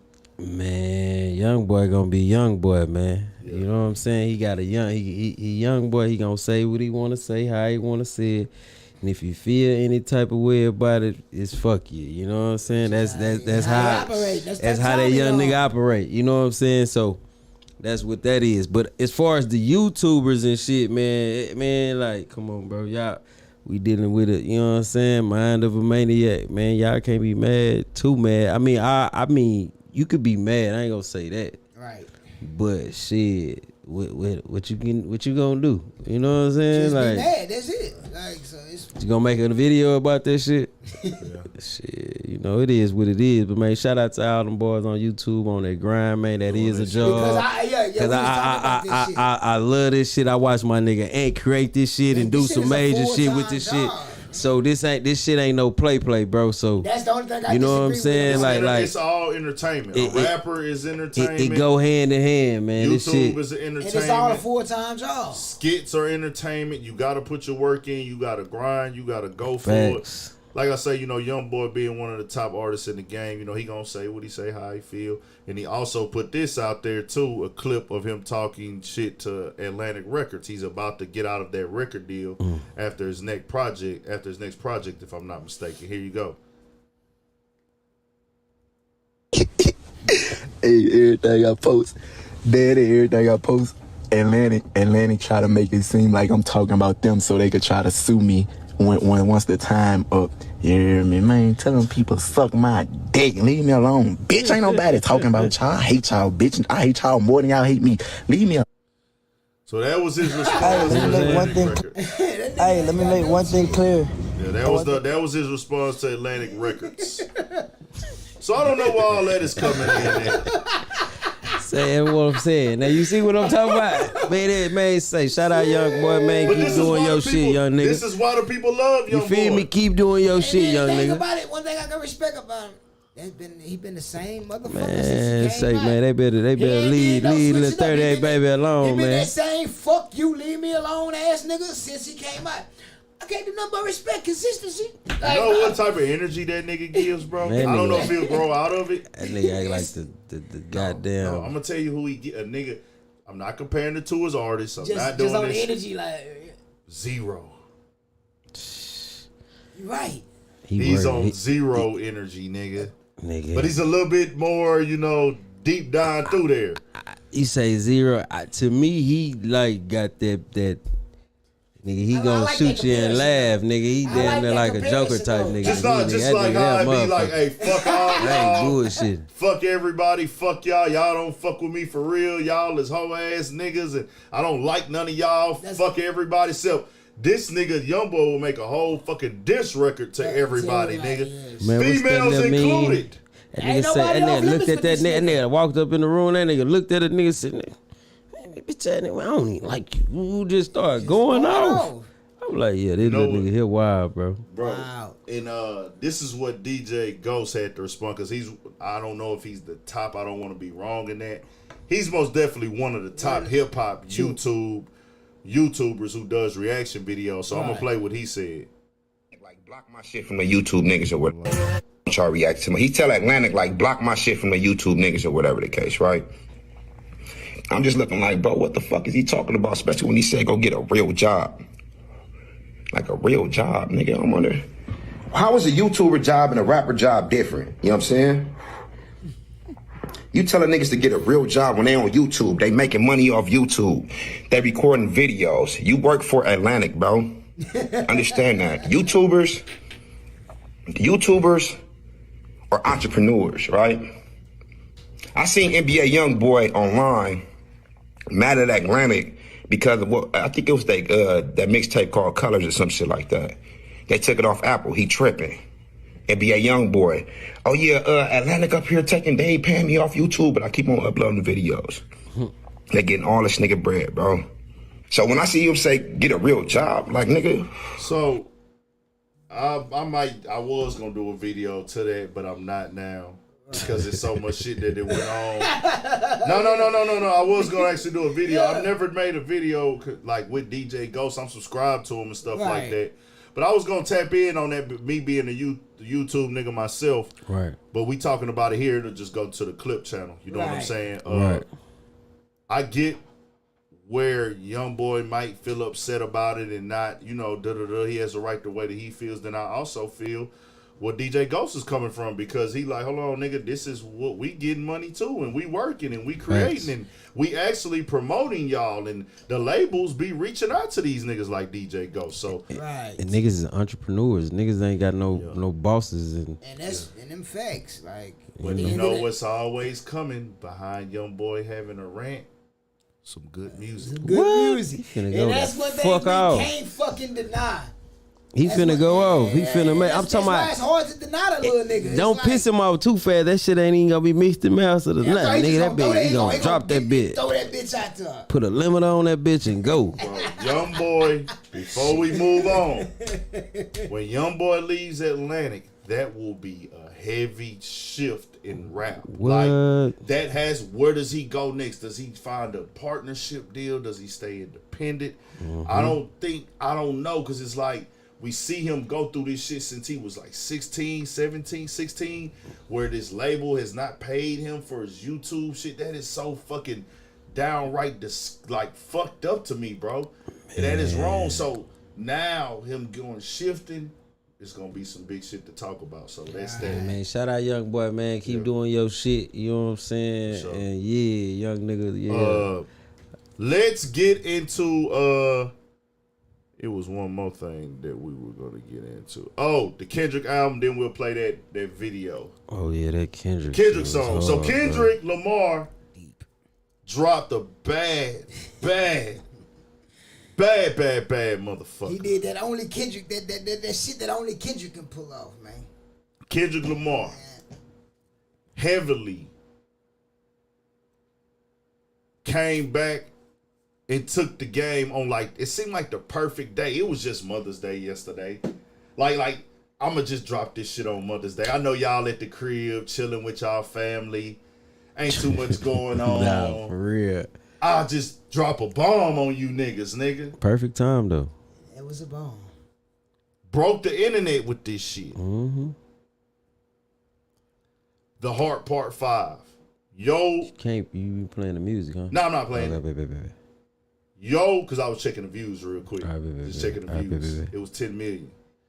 So it's a bad name. 10 million. Hey, your initial reaction, and then we'll get your initial reaction to it. My initial reaction, I seen it on the online. Like I just seen like little clips of it with him morphing into different niggas' faces and shit, right?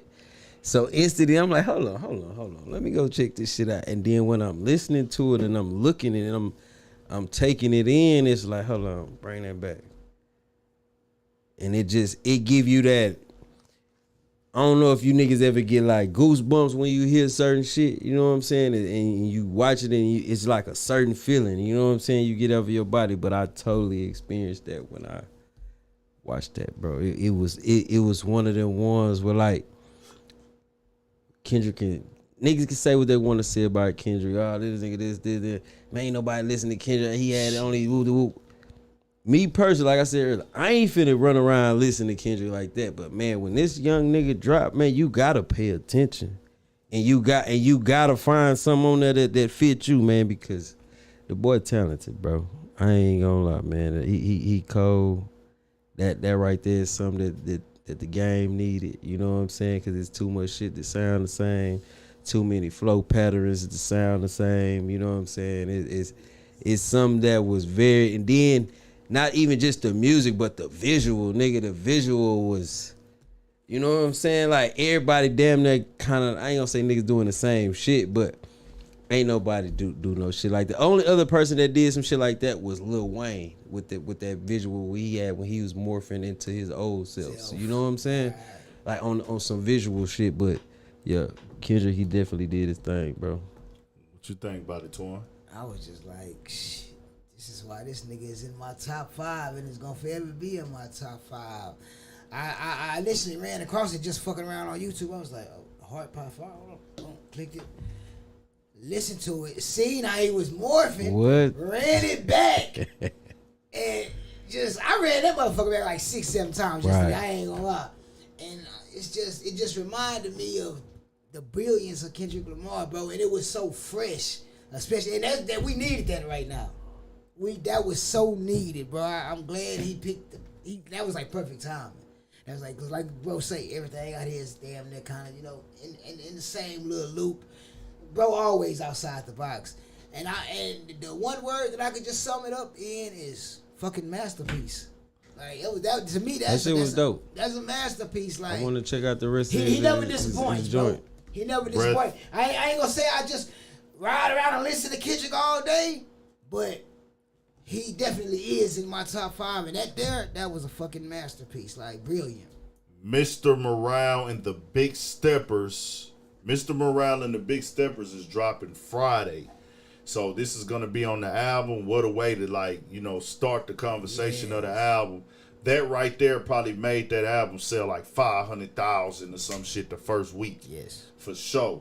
He already do crazy numbers, but when you drop a piece like that, I even like the part with Nipsey where he, told Black Sam, make sure, she see them interviews. No, facts. It was uplifting. It was deep. He talked about what really go on out here and how, like when he talked about the homie getting shot, he said, homie come home doing homie come home from 17 years, and then get shot trying to buy some weed. Yeah. That's culture. Like, you know what I'm saying? Like, just different little things and how niggas fuck with their homie baby mama. That's culture. Like, you know what I'm saying? Like, facts. It's like he painting a picture for the motherfuckers who don't know how this shit really go. Putting the nuts to put a OJ face. Come on, man. In a video, but that was a cultural moment. Right. And then Jussie Smollett. I really want to hear what Kendrick got to say. What was the breakdown in the deciding? I understand Nipsey. I understand Kanye. Yeah. But O.J. Simpson, Jussie Smollett. I understand Will Smith too. But Jussie Smollett, O.J. Simpson, I want to know what was the breakdown of like, why did you use those two faces? Yeah, I would like to. That would be, I don't know. I think it's coming. We'll get it one day. Yeah, in an interview, like why those two faces? I mean, I know that it's all about the thought process and everything. So, Kendrick, that's dope. That's good to see, man. We ready for that album, bro. And on top of that, not just that album, it's been a great year of rap, nigga. Like, look at the albums we got. We can't even name them all that have been quality. We finna get the Kendrick album. We just got a Future album. Money Man just dropped a dope little 5-track EP. Benny the Butcher dropped a bad motherfucker. Gunna dropped the album. Lil Durk. Who else, man? So Babyface. Kodak Black. Babyface Ray. Young Thug dropped the album? Not this year. That was last year, I think, if I'm not mistaken. Maybe it was this year. Can't remember. It's just been so many. I know Gotti dropped a solid project. It's like we've been getting a lot. Raw 49 dropped something. Man, it's a lot of shit that's just been coming out. They've been fired. 42 Doug and ESTG dropped a collab project that was pretty solid. Yeah. You know what I'm saying? It's been a Pusha T. Pusha T. Come on, man. Bro. This been a bad motherfucking year, bro. Kanye dropped his album. I didn't hear it, though. I didn't hear that. But, hey, we going to tap in. We going to see what go down with this new music coming with that album. Now, let's get to the clip that somebody wanted to hear. Yes, ma'am. What's her name? Miss Stephanie. Yes, ma'am. Is she still here, Stephanie? Are you here? We gotta play it for her, man. Jones, we got She thought she threw in the chat. She paid for it, man. Clip of Envy crying like a bitch.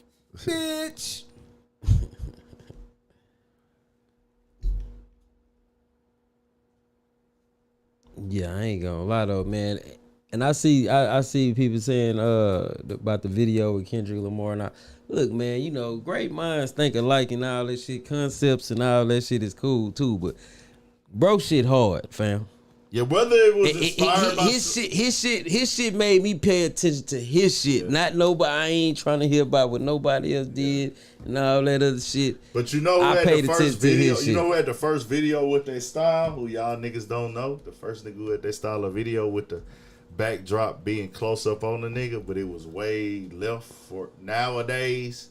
Back in the day, that shit hit the game. I didn't really pay too much attention to it. I was a young ass nigga. He didn't do face swaps, but D'Angelo. D'Angelo, on which one? He did the backdrop video. I mean, that video with the blank backdrop and then just standing there. Oh, you talking about on Untitled. He talking about Untitled, yeah. Bro, that was not it, D'Angelo. For that time, I ain't gonna lie, that shit went crazy for him because they loved it. That shit. It went fucking all crazy. The women went crazy, nigga. They went crazy on that for that nigga for that shit, bro. Hold on, let me play it right here. Yeah, Michael Jackson was swiping faces and all that shit back in the game. 17, good morning. Now what this Looney Tune got to say? Now this is serious. Okay. Oh, God. Now I don't know if you guys remember a couple of months ago I called my wife on air and I asked for forgiveness. You're talking to the listeners, right? Because I definitely remember. I'm definitely talking to the listeners. And I asked for forgiveness. I told her I needed change. I changed. I had a close relationship with God, and I changed. Now, if you don't, I'm serious. Like, if you're gonna joke, you might as well get that out the room because this is serious. This ain't no clown-ish. This is some seriousness. This is my life. This is my family. Charlamagne, would you let him talk? This is no donkey today. This is no bullshit. This is serious. Now, my wife, if you don't know who my wife is, of course, she's been with me for over 18 years. We've been married 11 years. Gorgeous, smart, intellectual, you know, spiritual, sexy, always has my back. I mean, the best heart that you'll ever know. If you ever get a chance to meet her, you should definitely speak to her because she's that type of person that will change your life in a minute. Now, anybody out there, fellas, you know, if you are married or if you have a lady, that is probably one of the hardest things that you have to do is keep your marriage tight. You got to work on it, and it's a difficult thing to do. Now, the reason I'm speaking is not because everything that's out there, is because maybe me and what I have to say can help somebody else out there. Now, being married, sometimes it makes you insecure. And when I say insecure, it's one of those things. I was that dude that looked like I had everything. I had money. I had, you name it, I had it. But when I say I was insecure, it was scary. My wife was gorgeous. You know, you scared to, you know, for your wife to go out because you're like, damn, she might meet somebody else that's always home because I'm out working. She might meet somebody that's smarter than me. She might meet somebody that's more spiritual. So I did what most guys do. You move your wife out to a town that nobody knows her, and you keep her away from animals and keep her away from people like... Bro. Wait the fuck up. Bro. Push play, man. Push play. Let it go through. Hold on. Let it go through, man. Hold on. Let it go through, man. Hold on. No disrespect to the man, wife, and his family or nothing, but that was different. And that's not disrespecting the family, bro, at all. Don't try to turn this into that. But I think listening to that, I didn't even, bro, I remember I didn't talk about, I wasn't doing YouTube when this shit happened. But I saw this and I thought differently of it.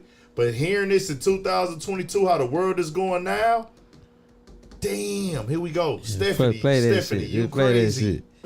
Charlemagne.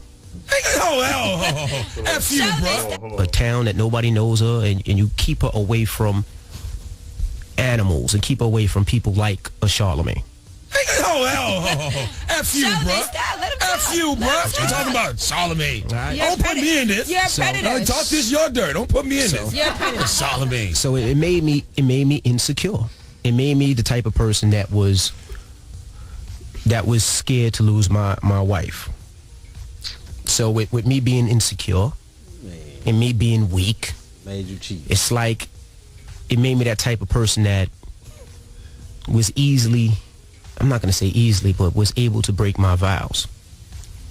I was so insecure and so down and so scared of my wife leaving me that I started messing with somebody that was beneath me. And when I say beneath me, I mean way beneath me. A bird. True.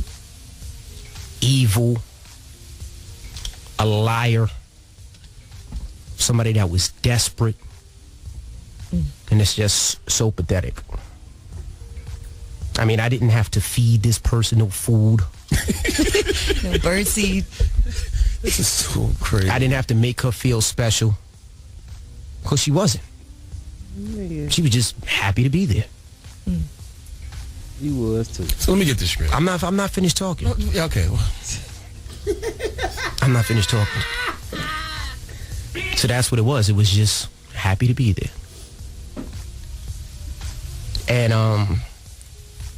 now with the help of, and it sounds crazy that I say this, but it's like, when you find God in your life, everything changes and you start seeing things.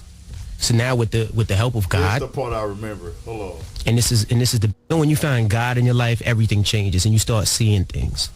So now with the help of God, and this is the best thing about it, this situation has made my family tighter.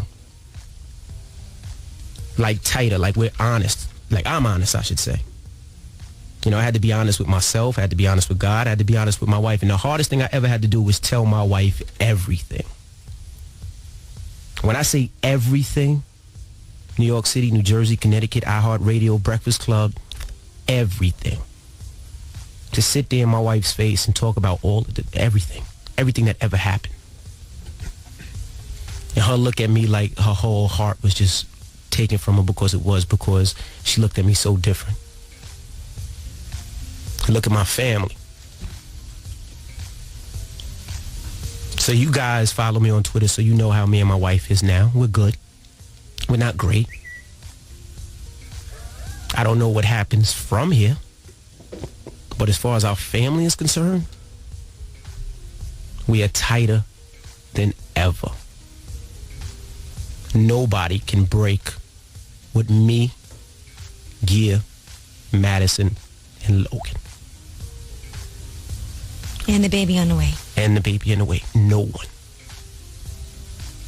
Now, if we remain together as a relationship, we'll see.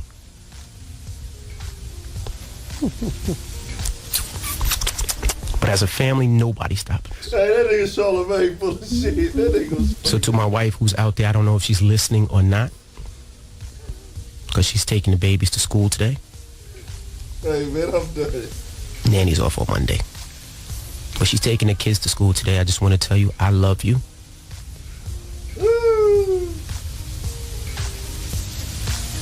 And we'll see what God has in store for us. So you a Muslim now? No more dope games. This nigga Charlamagne is It's the Breakfast Club on Power 105.1. Power 105.1 is the Breakfast Club. No more dope. Oh man, I know you talk all the time about cheating on your lady. I don't talk about cheating on my lady. Don't bring me into this. I'm serious. All right, Charlamagne, do not talk about cheating on his Don't lady. listen to Charlamagne, fellas out there. Like Charlamagne talks about, I do this, I'm gonna knock this. It's not all good. Keep the gun on yourself. Charlamagne, Don't point that little I'm being pistol you honest. got over here. I'm being honest. I'm being truthful for me. Look at my experiences and be better. You know, look at my experience and say, you know what? I don't want to be envy. I don't want to be that dude up there and almost ruined his family. So you don't listen to Charlamagne and him talking. Oh, I'm gonna go out there and I'm smashing this one and I'm smashing that one. That ain't cool. Charlamagne's I would say this as a female. Let me say something. Let me say something. He's A lot of women. but he's with his lady. A lot of women out there have been. Nigga, don't go throwing everybody under the bus this morning because you got thrown under the bus. Allegedly. Excuse me, gentlemen. So look, bro, we gonna keep it 1,000, man. He tender, man. That right Tenderoni, there, man. That right there, bro. Tenderoni Tony. I cheated because I was insecure. That sounds fucking crazy, Bro, that's the weakest, lamest.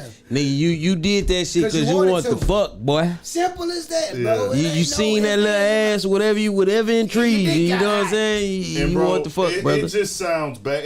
That's what I do remember. It sounded bad then, and it sounds bad now. It sounds worse now. Like. Just no. When you say somebody beneath me. Man, come on, bro. And then you try to downplay what you was tapping and what you were not. Because, see, this is the thing. If you wouldn't have got caught, my G, you would have been still popular. Yep. You wouldn't been no apology or no she beneath me and none of that shit. And it was Erica Mena for the record. Come on, man. Stop it. Erica Mena's her attitude be a little on TV, but she's a very attractive lady. Very. You're cheating on your wife. You're going for the looks, my nigga. Bro, he was after that little nunu, man. That's all that was. Big guy, You know what I'm he couldn't saying? control himself, and he Simple ended as up that. cheating. See, it's a difference between having it an ain't even affair. control yourself, nigga. You made the conscious decision, whether you're drunk or not, nigga. You still make a conscious decision if you finna fuck this motherfucker. Let's be or clear. not. Once you are married with the ring on your finger, once you do it multiple times, you are now having an affair, as opposed to I cheated. That's a difference. So to actually have an affair with somebody and then say, "Oh, she was beneath me." Man, cheating, fuck, nigga? affairs, cheating, affairs, it's two different things, adultery. It's You cheating, shouldn't be but- fucking. Period. No, you're not supposed. And niggas make That's mistakes. all I'm bro. saying. Hold on. You shouldn't be fucking. No. I ain't arguing with her. I'm just saying. But I want Your ass shouldn't be out there fucking. All right. For the listeners, I want to just paint this picture. Whereas, people make mistakes, people fuck up. Both are mistakes, both are wrong, both are fuck ups. True. But it's a different level of fuck ups. Oh, I went out, got drunk, got caught in the moment, fucked on the beach. As opposed to, we are out of town fucking around. I got my wife and family at the crib, and me and this chick are going out multiple times. Talking about like laying up and shit. Laying up and shit, bro. And then to hear a nigga get on there and disrespect the woman that he was laying up with. Man, that shit lame, bro. Because it's like it is what it is. At the end of the day, bro, you saying all this shit about God. You done got some Jesus juice in your cup and shit, and you want to talk about you motherfucking the envy. You was scared. She would how you gonna be scared? She cheating. She gonna cheat. Not that she cheating. That she's gonna cheat or do something that's gonna make you go fuck somebody else. That's the most bullshit excuse I've Man, ever heard. if that woman bought that shit, man, they belong together. They for belong shit together show. because she's stupid as hell. I ain't saying. I'm just saying. You know what I'm saying? Hey, man, I ain't gonna lie, man. You can tell some shit, but goddamn, that shit that ain't make no sense. Hey man, he could have just said, "I fucked up. I'm sorry." He made it simple. And my boy had to go to church and all that shit to make the decision to tell the truth. Say the truth will set you free. Erica must have had that good. Man, she had that fire. That nigga had an affair. Like my nigga say, affair. And fuck cheated one night stand. They was having an affair. And then now you want to down talk her. like you went all up in a little old marriages and relationships go through things, but it's just like, bro, I can't sit up here and play like I don't know what you're saying, and the way you putting this out, and it sounds not. It just sound fucked up, bro. But I'm not here to clown you about your mistakes and nothing like that. We all fuck up, but it's just the way you put that speech out is like, damn. Yeah. But yeah, man, that's that for Stephanie. We appreciate your donation and everything like that. It was a lot more that went on this week, but we would be here talking all fucking day. I guess, Twan, let's go to the sports, man, and go on take it out with that. Man, well, y'all saw it yesterday, man. The Mavs, the Mavs and the Suns. Now, the Mavs did beat the Suns to tie the series up, but during the game, there was a Mavs fan that allegedly made contact with Chris Paul's mom, was disrespecting his mom and his wife. And basically, Chris Paul told him, hey, I'm going to see you later. Of course, the fan got kicked out of the game. I'm not sure exactly what went on. Everything is still being investigated by the Dallas Mavericks and things of that nature. The fan was ejected from the game, though. 76ers in the Heat, man. That boy Embiid came back and say, man, it was 2-0 when he was gone. Now they 2 up. They 2 up, man. I feel like Philly might fuck around and come back and take this motherfucker, man. I don't know if they're gonna win the title. I'm still gonna probably have to. I don't see nobody. Nobody got nobody that can stop Giannis at the end of the day. So when you got a dominant big man and he got shooters around him, that shit is hard to stop. Right. That shit is just hard to stop. But I ain't gonna lie, the Celtics is on their ass. They tied it up at 2. So but the Celtics are a great defensive team though. Right. Like that's one of the top tier defensive teams in the league. So I'm not surprised by that at all. That they figured it out. Like, okay, shit, we know what we got, what adjustments we gotta make or whatever. Right now, the Grizzlies are on top of the Warriors by 2. This series is so fucking intriguing, bro. Like, it's just, you got the young superstar Morant, and you got Curry. Yeah. It's like, and then Morant got hurt the other night, which now some people are saying it was a dirty play. Some people, I don't necessarily really think it was an intentional dirty play.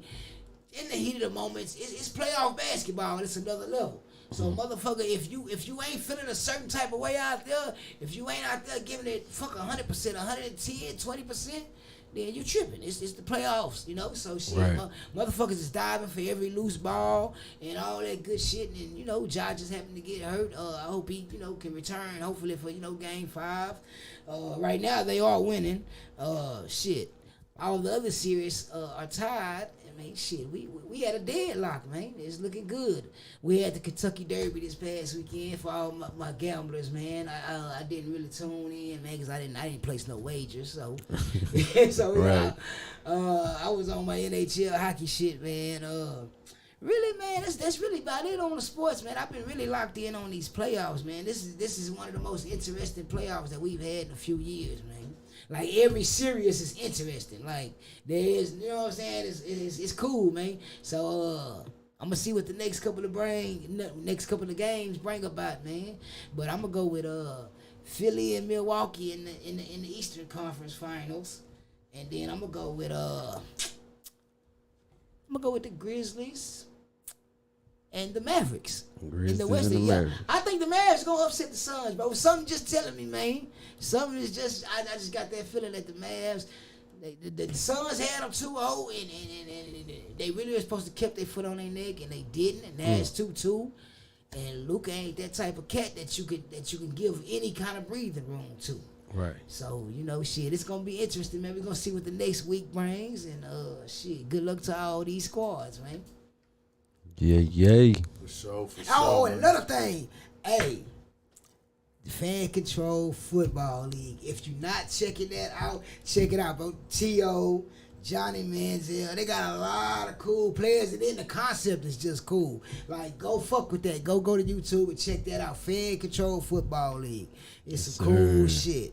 It's some cool shit. I also watched some USFL this past weekend. I watched Houston and New Orleans yesterday. They had a hell of a game. Right. New Orleans pulled it out like at the last second. Like I said, the only thing I don't like about that, all the games are based in Birmingham. So the only time there really is a lot of people at the game is when Birmingham is playing. Okay. So if they can work on the travel schedule, if they can get them, some more money or whatever. But I'm sure in the next couple of years, every team will probably have their own little, stadium or whatever. Not their own stadium, but they'll at least be playing in their home city. Right. That'll make it more interesting, It's kind of hard to get into it when, everything is in Birmingham and, But when the fans. It's kind of, Like, but I'm one of them motherfuckers. I really don't need no fans. I'm gonna be into it regardless. Like I said, Houston and New Orleans played a hell of a game yesterday. New Orleans turned the ball over 5 times and still found a way to win. But I'm not surprised. Kevin Sumner is coaching Houston. He really ain't that good of a coach. Just to be honest, that's why he in the USFL to be. I was just keep it 100.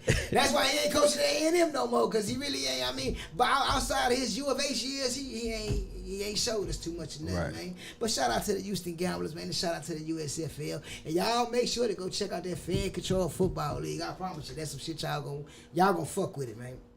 For sure. Also, Canelo Alvarez lost this week. Oh yes, bro. I did not see the fight. What was I? It was a good fight. It went to a decision. It was a good fight, but that's what I did this weekend. Shout out, rest in peace to Vanessa Gillian. Hold on, make sure I get her name right. My bad, sweetheart. The girl who was in the army from H-Town who got killed by the man and his girlfriend. Mm-hmm. Oh yes, Vanessa Gillian. They did a little event for her exotic pop. They did a march forward, then they had a little spot where they set up tents and let vendors come out. Had a few rappers come out there and rap and just show support to us. So shout out to Exotic Pop, man. That was dope for them to put that together, man. Condolences to the family, man. Condolences to her family. They were there. I did some little footage on the story and put some in the YouTube story and everything like that. Shout out to her, man. I like popping out to events like that. It was something I felt like I had to go to. I had told people from Exotic Pop I was gonna be there. I rock with them for sure. I pull up to their stuff. Shout out to Hot Thoughts TV. He was there, but man, a couple other media outlets were there. Ran into the other guy that does interviews. I can't think of his name. Shout out Peso. They shot a video out there. I went to their video shoot. They shot it across the street. You know what I'm saying? Because he had something going on, so I kicked it with them for a while. Shout out to TSF, man. I rock with them niggas for shit show. But we are here, man. The Canelo fight. What you think, bro? I think, bro, really whooped Canelo. It was unanimous. The judges wasn't tripping. From what I saw, he got his ass whooped. But you know what? It was crazy. I'm gonna tell you the craziest thing, bro. Yeah.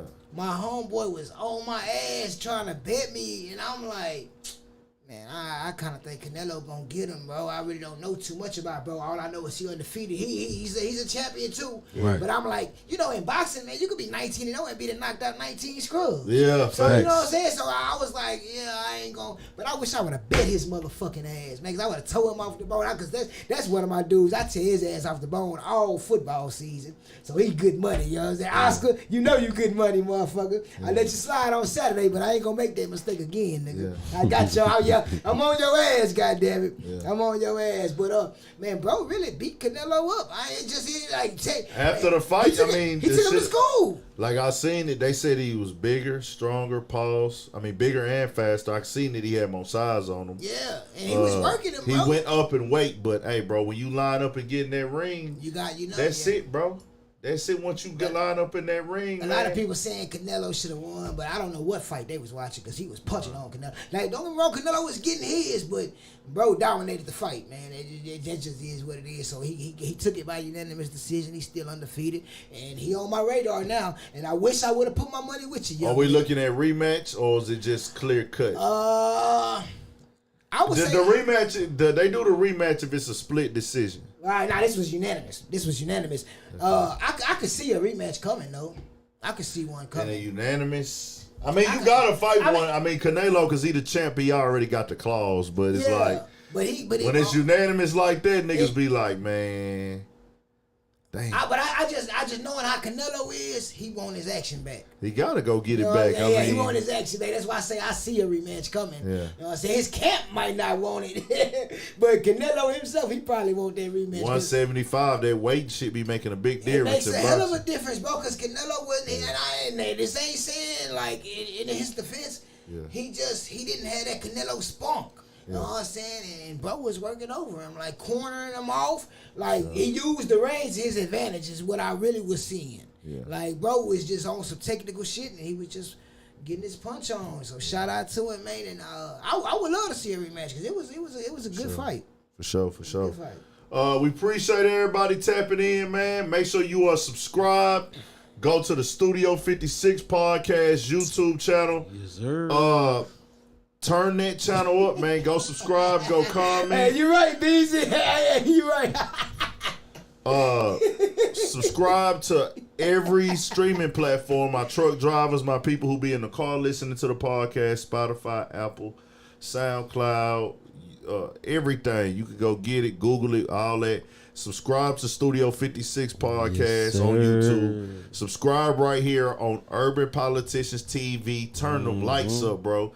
We should be doing 100+ every show. I don't know what we on, but we really should be doing more than that. But you know it is what it is. We gonna drop this shit regardless. We going up. Make sure you are tapped into everybody Instagram, everybody networks, all that type of thing. We got more shit coming, bro. A lot of good shit coming and dropping. We'll shout out everybody in the chat who wanted to be shouted out before we leave real quick, man. We tap it directly in with the chat before we go. What's good? What's good, chat? What's the deal? Yes, sir. He was punching on Canelo. Yeah, he was getting, bro. I'm talking about like he was cornering him off and just. Yeah, shout out to Jewel. Yeah, we showed her some love. We shouted out Jewel in the beginning. Yeah, Jewel, man. If y'all don't remember who Jewel is, man, y'all got to do is just go listen to some of that old Death Row, man. She on a lot of your favorite songs too from them. You just don't know it was her if you young. You know what I'm saying? But shout out to her, you know what I'm saying? Happy Mother's Day to her, you know what I'm saying? Condolences to her kids. Just all that, man. Shout out to everybody at Death Row that dealt with it. The ladies at Death Row. Shout out to all y'all, because I know all y'all was close. You know what I'm saying? Y'all did a good job putting the ladies at Death Row story together and putting it out. You know what I'm saying? Shout out to all y'all. So, yeah, man. Just, man, it's just, you know, shit, rest in peace, man. First lady of Death Row, man. You know, unfortunate, man. And condolences to the family, most definitely. Oh, yeah, that's hard. I ain't even see, bro. Put it on that. Yeah, man, y'all see my boy P with the whoop on that thing, man. Hey, Kimo, I see them Grizzlies, bro. I ain't gonna lie. And then, you know, that was hard. That was hard. Is it seems like they play a little better without Ja. You feel me? Man, y'all make sure y'all turn it up, man. Crazy out here, bro. It's different, man. We shall see what happens. Yeah, we spoke on the YSL stuff. That's crazy. I'll drop a video on it tomorrow. Freedom guys. We talked about Thug and Gunna for sure. I'm gonna actually put that in the title because we did talk about it. We read up on it. Yeah, it will also be on the Clips channel. Yeah, that's coming out tonight. Yeah, we talked about Thug and Gunna. The Clips channel, it will be out on there tomorrow. Or tomorrow or Wednesday. Nah, we gonna do that motherfucker ASAP. Okay, bet. No more. Yeah, do that one ASAP. Yeah, that's hard, but the Grizzlies won. Okay, so we tied up, man. That boy Super John, shout out my boy Super John, man. I was out there on the South, man. I tried to pull up on him. He was going out to eat. I say, yeah, I ain't finna go back out that way, my boy. You was going out there again, but I was on the South. I tried to pull up on him. Yeah, we did the J Prince and Whack 100 conversation. That's on there. That'll be a clip. Yes, sir. That clip will be out. Okay, every series is tied at 2. Every series in the in the NBA semifinals is tied at 2. So we on to something, Jack. Let's get it. I'm gonna have to go home and get on it. Y'all watched the playback for us one time at work or something. Yes, sir. Shout out Binky. Shout out to Binky. Shout out to Binky Bianca. She's most definitely doing her stuff. Oh, 4th just started. I got misinformed. Appreciate it, G Lover. Bet we gonna. Oh no, my boy BZ was asking if the Grizzlies won. Bet. 4th just started, man. I think the Grizzlies might take it. I hope they take it. I just want to see that motherfucker tied up. I want to see everything tied up. Yeah, man. Y'all So, don't y'all forget, man. Y'all subscribe, like, subscribe, all that good shit. It's okay to subscribe. I know a lot of niggas don't want to subscribe. Man, They'll just watch your a shit. nigga need 1,000 subscribers, fam. A nigga told me like, man, I've been watching all your videos. I finally subscribed. Yeah, nigga, that's whole shit. Niggas do that shit though, bro. But the nigga appreciate you though. They be trying to figure you out. A nigga just told me that the other day. I appreciate you watching. Look, before we go, this is what I want to say. What's up? Bro, you know, the game is so crazy, bro, because of pop culture, right? Yeah. Right. So, what didn't really happen, bro, is too many of these gangsters got these big ass records, right? And they start going pop, and then they make it be like a poppy type of record, right? So then they get introduced to all these other motherfuckers, right? And then they start mimicking and acting how motherfuckers, you know what I'm saying, act in the streets. You see what I'm saying?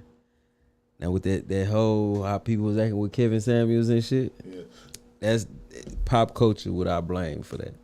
That's a great ass point, bro.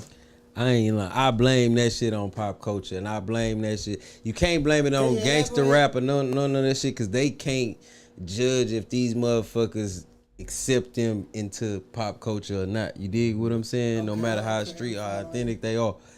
But once people get introduced to that shit, then it become a pop culture thing. Now it's become the cool thing. Everybody smoking packs. You feel me? You see all type of people smoking packs. You know what I'm saying? Regular motherfuckers is talking about smoking packs. You feel me? Now everybody, you know what I'm saying? That's what's going on. That's cool now. Everybody smoking packs. Yeah, that shit now, is you know, with TikTok and shit, you got the 50 and 60-year-old white people dancing to Pooh Shiesty talking about slime so they could go viral on TikTok. Just like that white girl.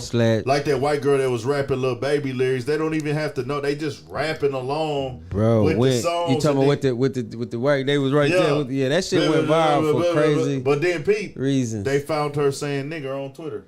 That shit went away very quickly. See what I'm saying?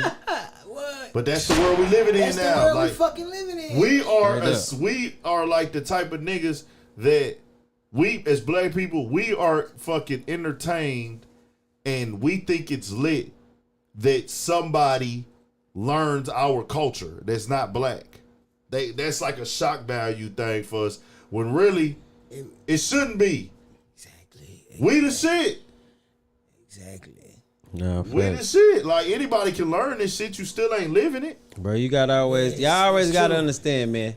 We've been showing these motherfuckers and teaching these motherfuckers from since we started accepting these motherfuckers in our face. For real. You dig what I'm saying? Niggas always had the flavor, the flair, the drip, the whatever you want to call it. You know what I'm saying? We been had this shit from the way a nigga form in the motherfucking field to where a nigga run in the field. You dig what I'm saying? Niggas had flair, you know what I'm saying? So it just what it is, man. Stay on your pivot. Stay blessed. Rest in peace to Kevin Samuels. Condolences to his family. Rest in peace to Joel. Rest in peace to anybody that didn't make it to this week. Happy Mother's Day to all my ladies out there. They got kids. We love y'all. Y'all make the world go round. Stay on your pivot. Shout out to the replay game that's going to catch you on the playback. Make sure you subscribe. Pookie. Yeah. Big Ant. Twan. Pete on the ones and twos, man. We got a lot of shit coming, man. Yes, y'all sir. stay tapped in.